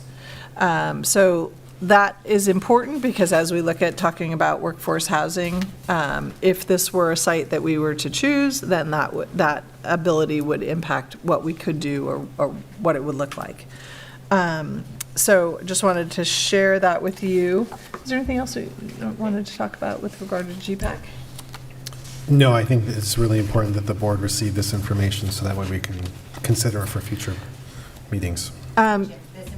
Yeah, so these maps, these are the city's maps, and this is all available on the city's website. So for anyone who's watching at home and wants to be able to download this, it's on the planventura.org website. But you'll see that not in red is the ESC property, but up at the top on the left is the Avenue School property. So as you're looking at the map, if you go up, you can see the Avenue School is in yellow. And then there is a property directly kind of south of De Anza. Avenue School or E.P. Foster? That's Avenue School. Avenue School? Way up there. This one up at the top. Yeah, it's Avenue School. E.P. Foster is on here too. It's blue.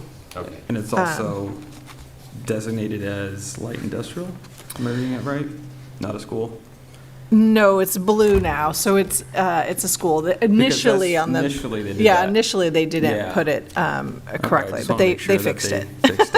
Yeah, that caused a lot of consternation. And then, so the other thing you'll notice is that below De Anza and Henry Lyon Park, which is green on this map. Below that, there's a large dark gray area, and part of that is being proposed for what's called the neighborhood center, which would be potentially some park space, like commercial space, a mix of housing. So I just share this because, the west side is changing. It is that things are beginning to be looked at in a slightly different light. And of course, as a major landowner on this side of town, what we do and the choices we make will be a part of that larger landscape. So that's it. Sorry for the long presentation, but if you have questions about GPAC, I'm happy to answer those. And I think at some point moving forward, we will be having a larger agendized conversation about our properties. Yes, thank you very much. You have the slide ready. So as that's coming up, our coming events, our AAPC committee meeting is tomorrow. We have some Makeup Teacher of the Month celebrations coming up on the 16th and the 30th that you'll see up there. Our CDAC meeting, which I think, Neil is still here. Neil just share continued kudos and feedback from the parents and the direction that that committee has taken. So thank you very much for the leadership and the direction that you're moving that group. Our spring break, you'll note here, and then our PAC coming up on the 11th, and our next LCAP Advisory Committee meeting on the 19th. Great. Thanks. Any future coming events that anyone wants to highlight? Okay, so future board items. We have 3 items that will be coming back to us on April 18th. And just so you all know, I will probably not be at that meeting. I'll be here for a closed session, but we have a general plan meeting where these final land designations will be adopted, and so I will be at that, and Dr. Dannenberg has already agreed to run the meeting. Okay, any comments?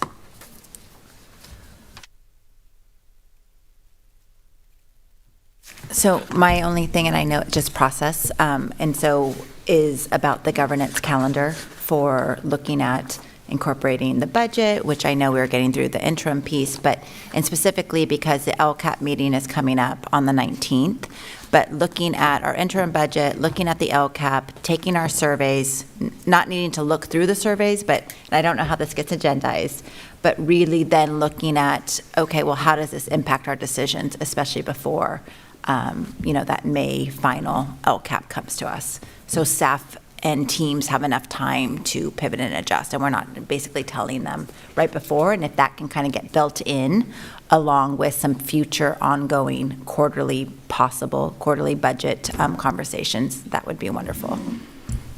Okay, yeah, that's So it's a process governance type piece, but also just kind of a reminder of how do we kind of start weaving this in and braiding this into our actual agendas. I appreciate that feedback. What we'll do is start to, similar to this other document, the governance calendar will be iterative. What we'll do is put together a board memo to give the first kind of like next biggest chunk of that. And then I think what we'll do is take some feedback from you in our one-to-one meetings in terms of, does that address that the concerns of Asan and team? Part of what we're looking at is we have in May and June, we have a lot of information coming forward to the board in terms of budget, but also the implications under the LCAP. Let's look for opportunities is there a way for the board to provide feedback through those processes prior to those, mostly the LCAP, but with the budget implications, providing input into the process, especially given the kind of rapid pace of change that we've been looking at. I think that sounds like what you're going for. Okay. With consensus, of course, is my understood. Yeah, I see some heads nodding. So. Yeah, and I mean, with that also, if there's a way to kind of streamline things, because I know some districts, their whole board participates in the LCAP in kind of different ways, right? So that it's not necessarily an extra thing for you to bring us the LCAP as like in pieces, but that there's a way for us to be connected and see the evolution of the LCAP without all being at one thing where, which would be a Brown Act violation. Right. Okay, so my only comment would be, you should have a very nice book of policies that you are supposed to be working your way through. And Rose reminded us all, and I know Ms. Dahm also is waiting with bated breath for our comments. So please make sure you get those through by next week, because we want to have those updated at our April meeting. And thank you. You guys, I know it's like super late, but really appreciate the good conversation, and hopefully the storm has passed. Now we can all drive home in dry streets. Anything? No, thank you. And thank you for your Okay, so feedback. no reason to return to closed session. Do I have a motion to adjourn? Motion to adjourn. Second? Thank you. Vote as follows. Trustee Forsythe? Yes. Trustee Peterson? Yes. Trustee Callahan? Yes. Trustee Dannenberg? Yes. And Trustee Rodriguez? Yes. Thank you. Motion carries And 5-0. again, thank you to VASE and TDC Studios for being here and broadcasting for us. We hope you all have a safe night.